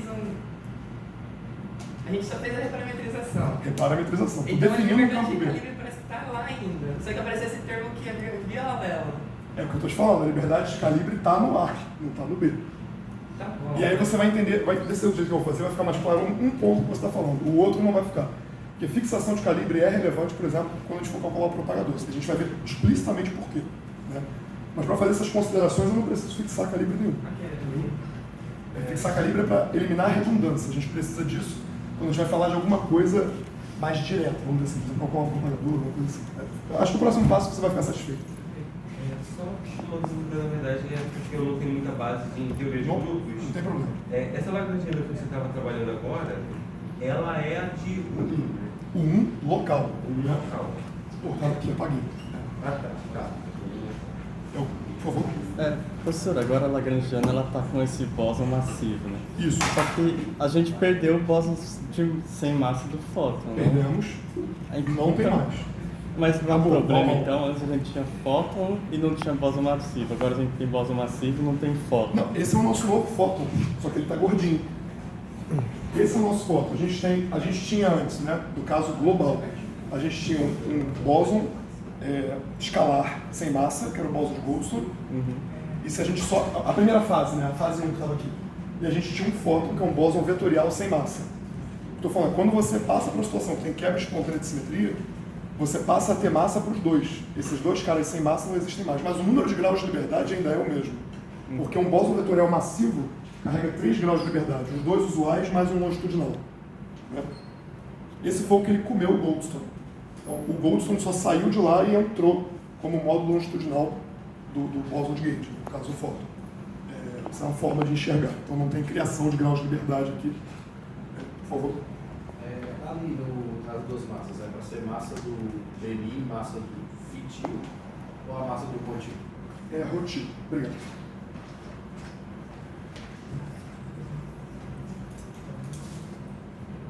E não falo de massa para teta porque não existe mais teta, né? Ele está dentro do B. Fala. Isso aqui foi uma coisa que para mim não explica. Você redefiniu o potencial de uma mudança de variável. Você obteve um fóton com massa. Foi isso? Se chama de fóton se você quiser, porque tem maxwell aqui. Mas você obteve um bóson vetorial massivo. Ou seja, esse BMI, olha para ele se propaga, tem termo dinâmico aqui, cinético, não? E ele tem um termo de massa. Se eu só te desse essa Lagrangiana e te perguntasse quem é BMI, você vai falar assim, ele é um campo de Crocker, é um campo vetorial massivo, um bóson vetorial massivo. Se não começasse de lá, se eu só te desse isso aqui, o que você, se você só olhasse para essa Lagrangiana, se eu desse uma Lagrangiana e falasse assim, descreva quais são as excitações presentes nessa teoria se eu for quantizar. Né? Então você olha, tem um campo escalar real massivo e tem um bóson vetorial massivo B, um campo do B. E não tem mais nada, eles interagem assim, assim, assado, a massa de um é tal, a massa do outro é tal, aqui. E é isso. A gente pode calcular o propagador, a gente pode calcular os vértices, calcular espalhamentos, tá tudo bem. Como eu disse, é uma teoria assim que usa na supercondutividade, é o que dizem. Eu não estudei supercondutividade, não sei, mas todo mundo fala isso. Você perguntar, fala. Se o BMI ser assim, dessa forma, não faz. Calma, todo mundo está muito incomodado com a forma mais mão na massa. A gente vai fazer uma forma mais elegante agora, só que se vocês não deixarem chegar a forma mais elegante, podem perguntar, mas em relação ao caminho, esperem um segundo. Fala. Eu não entendi, a gente tem ou não aquela dissimetria de controle nesse caso? A gente tem, porque a gente tem, aí de novo, né? Depende das palavras que você quer usar. Eu não gosto de falar quebra de controle de simetria nenhuma, eu vou falar que a gente está na fase de Higgs. Então, a fase 1 é a fase usual, uma fase de Coulomb, por assim dizer. A fase 2 é a fase de Higgs. Na fase 1 a gente tem, se a gente tiver massa maior do que zero, a gente tem bóson sem massa, perdão, a gente tinha 2 bósons escalares com massa ali, né? E a gente tinha um fóton sem massa. Aqui a gente tem um bóson real com massa e um campo vetorial com massa. São 2 fases da teoria, depende da massa. O vácuo, ele é Depende da degenerado ou não? Não, degenerado ele não vai ser, que é aquilo que eu falei. Aquele círculo que antes era um vácuo degenerado, agora todos eles são conectados por simetria de Gauge. Todos eles descrevem o mesmo estado. Então você tem várias opções ali, a gente escolheu uma, mas na verdade ela é equivalente, ela é o mesmo estado que todas as outras, diferente do caso anterior. Isso é uma sutileza, isso não é trivial. Por favor. Vamos tentar conectar a estrutura lógica narrativa da coisa. Perfeito. Era para ter uma coisa que não tinha massa, e você falou que isso é no caso geral por causa do vácuo degenerado daquele teorema. Se a gente estivesse no caso de simetria global. Exatamente. E aí você chegou e falou, que surpreendente, agora tem massa. Mas a questão é que não é surpreendente porque nunca estava no caso do teorema. Isso é um Perfeito. Nunca era para ter, né? Então, Isso em 2023 chega a ser quase óbvio, né? por isso, Perfeito, mas, perfeito. logicamente óbvio. Perfeito. Se você só falasse, nunca estivemos no caso para esperar que não tivesse zero massa. Mas eu falei isso anteriormente. Eu falei, as teorias de Gauge, elas acabam tendo que abrir mão de um lado ou do outro, cobertura é curto. Você acaba tendo que abrir a mão de uma das hipóteses, abrir mão de uma das hipóteses do teorema. Não é de se esperar que siga a tese. Perfeito. E é o que aconteceu de fato. Sim. Mas está totalmente correto. Porque você fala, não tinha massa, aí se transformou, aí teve massa. Não. O que eu falei que não tinha massa são as 2 fases. Cuidado. Perfeito, colocação. A gente tinha a fase 1, onde M2 é maior do que zero. Nesse caso, o fóton não tem massa. Não tem massa mesmo. Eu falei, vamos analisar outra possibilidade. Esse M2 menor do que zero. A gente fez as contas, nessa fase tem massa. Então, a gente também chegou numa situação parecida com o Goldstone. Né? Numa fase os 2 tinham massa, na outra um deles não tinha massa. Então também chegou numa situação de diferença. São 2 fases diferentes da teoria. Né? Ou é uma coisa ou é outra, depende quais são os parâmetros da teoria. Mas é confuso, é esquisito, eu estou tentando trazer para a Terra, mas eu também fiquei chocado quando vi. Eu acho que essa outra passagem que eu vou fazer aqui agora vai ficar um pouco mais claro e menos mágico, por assim dizer, né? Então vamos voltar atrás agora e fazer de outra forma. Eu vou definir meu campo de falar já na situação 2. Na situação 1, como eu disse, não tem muito o que falar, né? A situação 2, então, a gente está expandindo ao redor do vácuo e eu já vou escrever ele direto aqui. Cotil, exponencial de θ. Aqui eu já escrevi o meu campo em coordenadas polares e já expandi, faltou um X, ao redor do vácuo diferente, vácuo 2, né? Do vácuo não trivial. Eu poderia ter poupado todos esses quadros e toda essa coisa esquisita falando o seguinte. Bom, a minha Lagrangiana inicial tinha uma simetria, né? A simetria está aqui. Eu posso já de partida usar isso, eu vou transformar meus campos. Então eu vou propor uma transformação de gauge agora. A transformação de gauge está aqui. Eu vou escrever o meu φ, linha no caso, né? Eu vou botar til também, né? Se botar til, se botar linha. Botar linha. Depois eu vou chamar de φ de novo, né? Vou propor uma transformação de gauge com parâmetro W igual a menos θ. Então eu vou fazer essa transformação aqui com parâmetro W igual a menos θ. Ou seja, eu vou fazer uma transformação de gauge no meu φ e no meu A, né? De tal forma a cancelar essa fase aqui. Beleza? Então o meu φ depois da transformação vai ser basicamente V mais ρ sobre raiz de 2.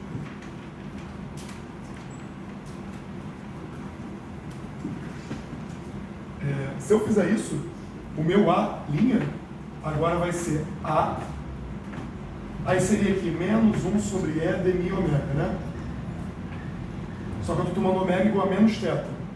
Então isso aqui vai virar θ, isso aqui vai virar mais. É θ no caso. Oi? Pode ser. Não. θ til. Obrigado. Então, isso é uma transformação de gauge agora. Eu escolhi um parâmetro adequado para cancelar essa parte angular. E aí, bom, transformação de gauge é feita nas duas, né? Então tem que fazer também no A. Olha bem para a cara do Alinho. Beleza? Olha para a cara do filhinho. Agora a gente substitui na Lagrangiana. A gente ia obter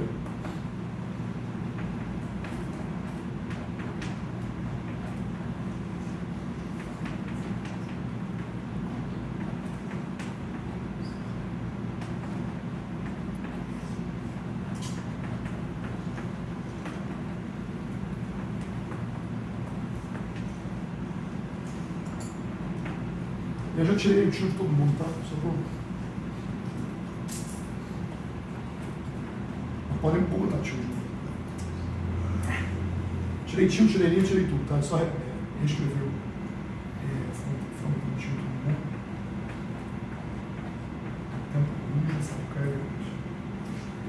Então, se eu pego a minha Lagrangiana inicial e uso a minha simetria de gauge do meu A' e do meu φ, escolho um parâmetro de gauge para cancelar a parte angular do meu φ, eu tenho todo o direito de fazer isso, porque eu tenho simetria de gauge na Lagrangiana. Escolhendo o parâmetro adequado, eu preciso jogar fora essa parte aqui. E aí a definição correspondente que eu tenho do meu amigo vai ter que incorporar isso com sinal também, né? Era menos ômega virou mais θ. Imediatamente vai aparecer aqui, daqui vai sair a mesma conclusão que saiu dali. Vai aparecer um A, uma massa MA quadrada igual a E2V2, e vai aparecer um ρ com massa quadrada. O que está lá, gente? Como você enxerga? Lá do ρ em vermelho. 2λv quadrado. 2λv quadrado, que é 2L2, se não me engano, né?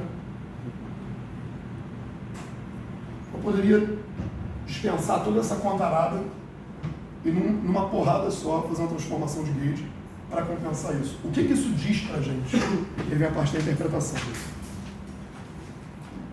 Eu fui capaz, com uma transformação de gauge, jogar fora o que seriam os bósons de Goldstone associados ao vácuo.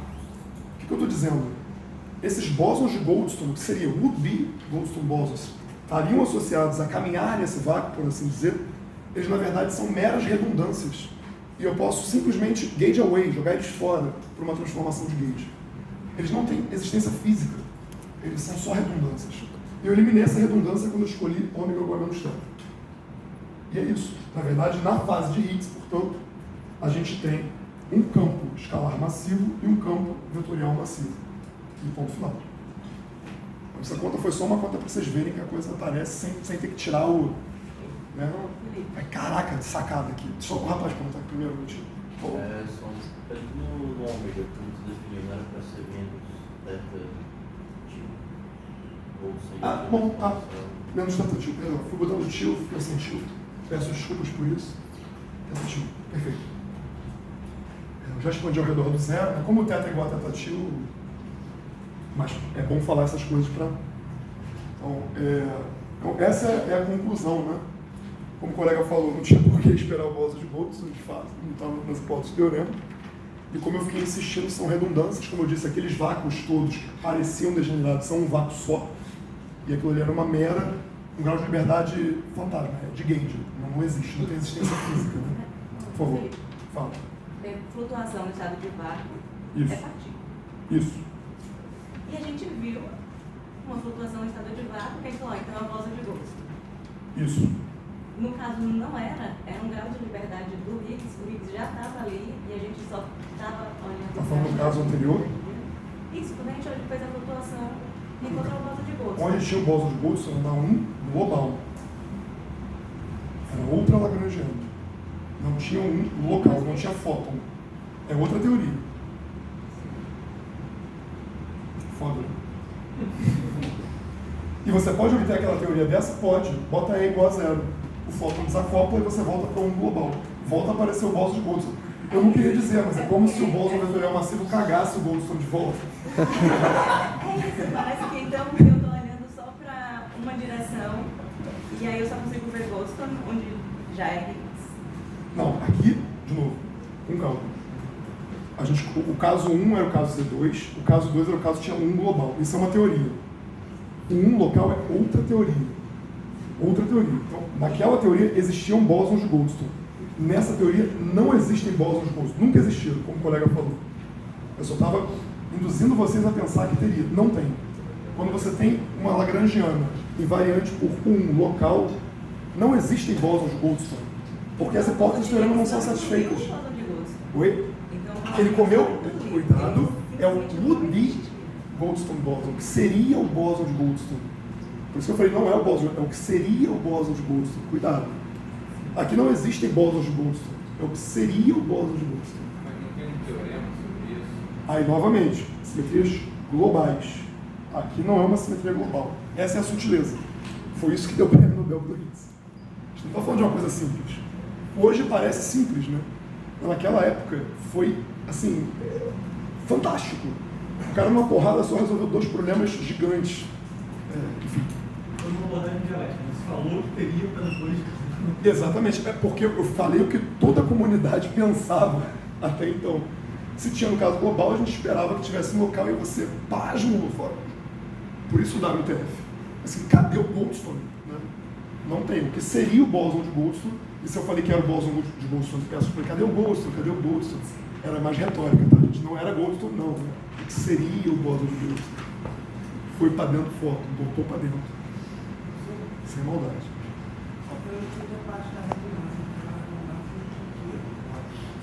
Uma redundância no sentido que eu falei. Simetria de calibre, ela não conecta estados distintos. Ela diz que 2 coisas que você escreve, na verdade, representam a mesma. É nesse sentido que é uma redundância. Então, aquele círculo que eu fiz aqui, existem infinitos vácuos degenerados. Quando você tem simetria local, não existem infinitos vácuos degenerados. Existe um só. Né? Todos os outros são transformações de gauge do mesmo vácuo, portanto, correspondem ao mesmo estado. E isso não é fácil de engolir, não é simples. Né? Mas é o que é, gente. Mas então fica... se são 2 teorias separadas, isso depende da simetria, a existência ou não do bóson de Goldstone depende dos cálculos que iriam fazer? Depende da teoria. Da gente escolher não, o passo anterior, né? Você falou, são 2 teorias separadas. São 2 teorias separadas. O bóson de Goldstone existir ou não depende de qual teoria você está considerando. como você está analisando o seu De qual sistema você está analisando. Então vamos supor que existam esses tais magnons que eu vi no Google hoje. Aquele sistema que tem magnons tem bósons de Goldstone que são os magnons.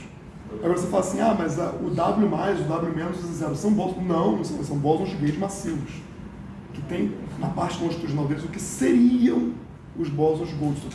Tem muita gente que odeia essa história de comer bósons de Goldstone porque confunde. Agora eu estou entendendo por que eles odeiam.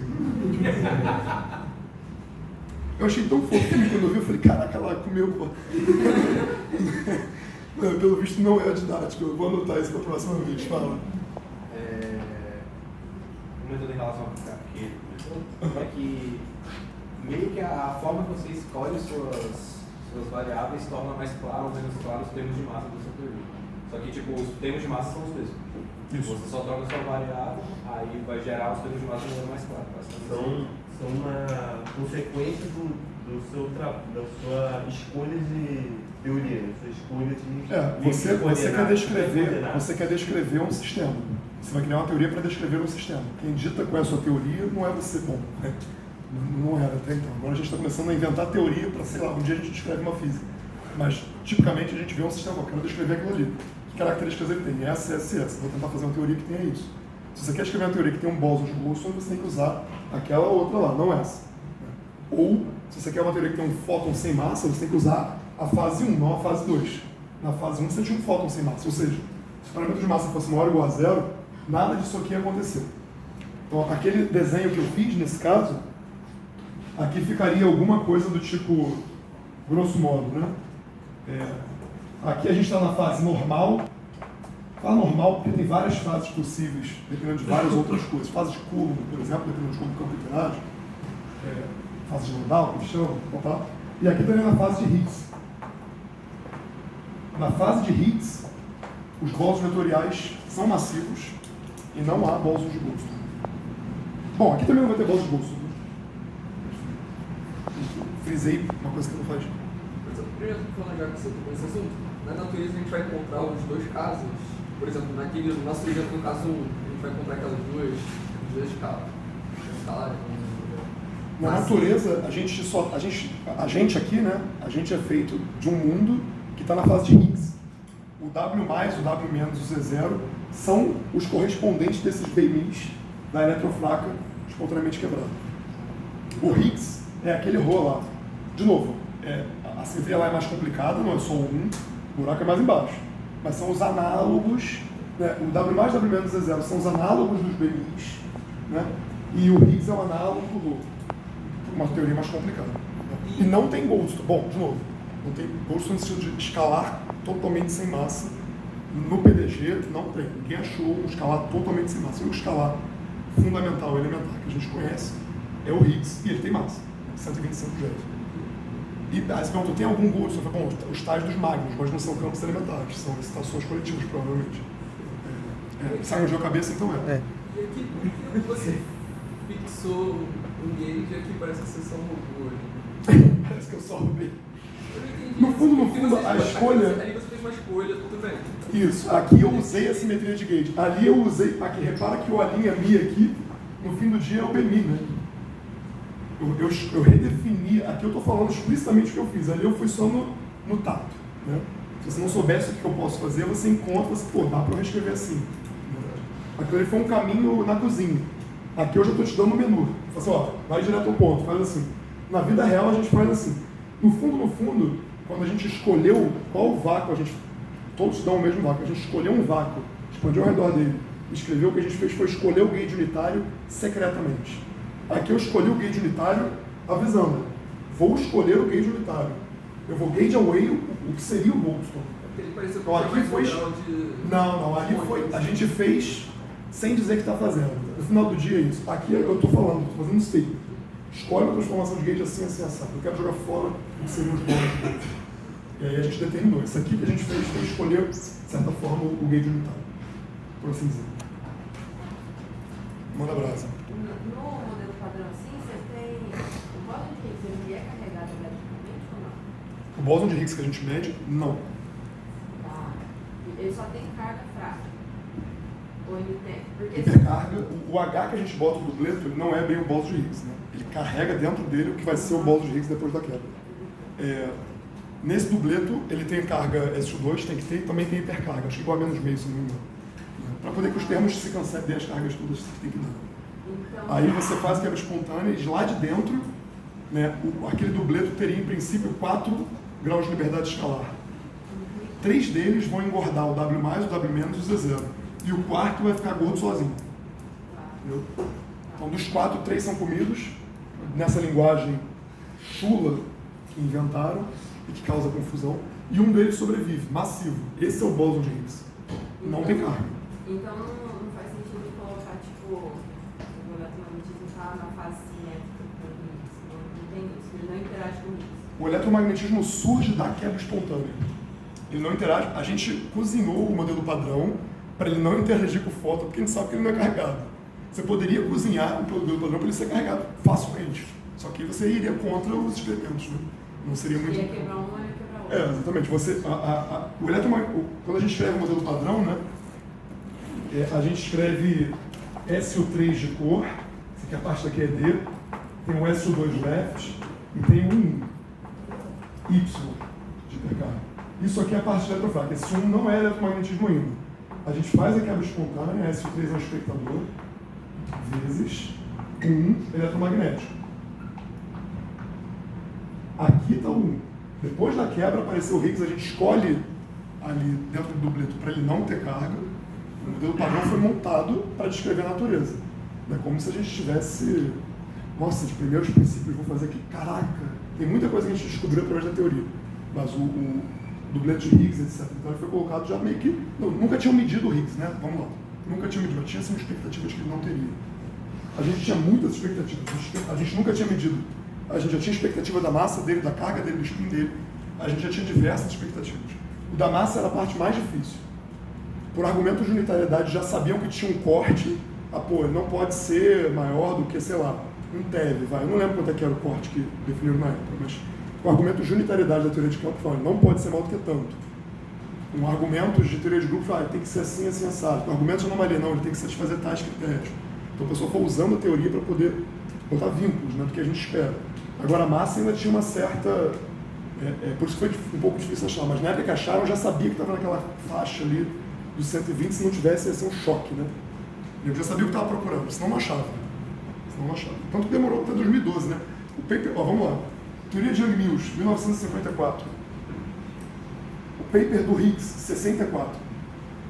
O Higgs previu o Higgs em 64, só acharam em 2012.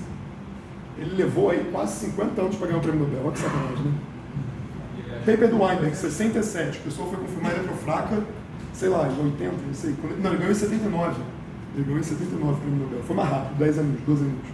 Então, assim, o Higgs demorou a peça. Não era uma tarefa trivial, não. Porque é difícil fazer Higgs. Hoje já não é tão difícil, a gente já sabe melhor como ele funciona. E mesmo assim, como eu falei, a gente não mediu tudo o que a gente queria medir.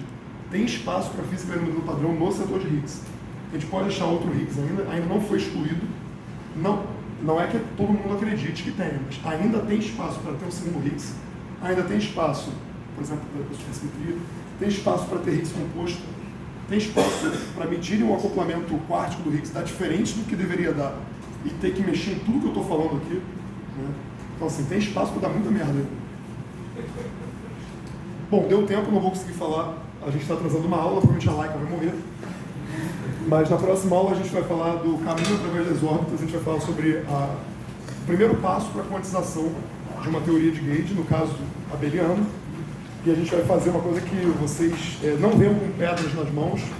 A gente vai fazer um método complicado e eu vou estar com ele da cartola. Próxima aula não vai ser tão preto no branco assim. Beleza? Valeu!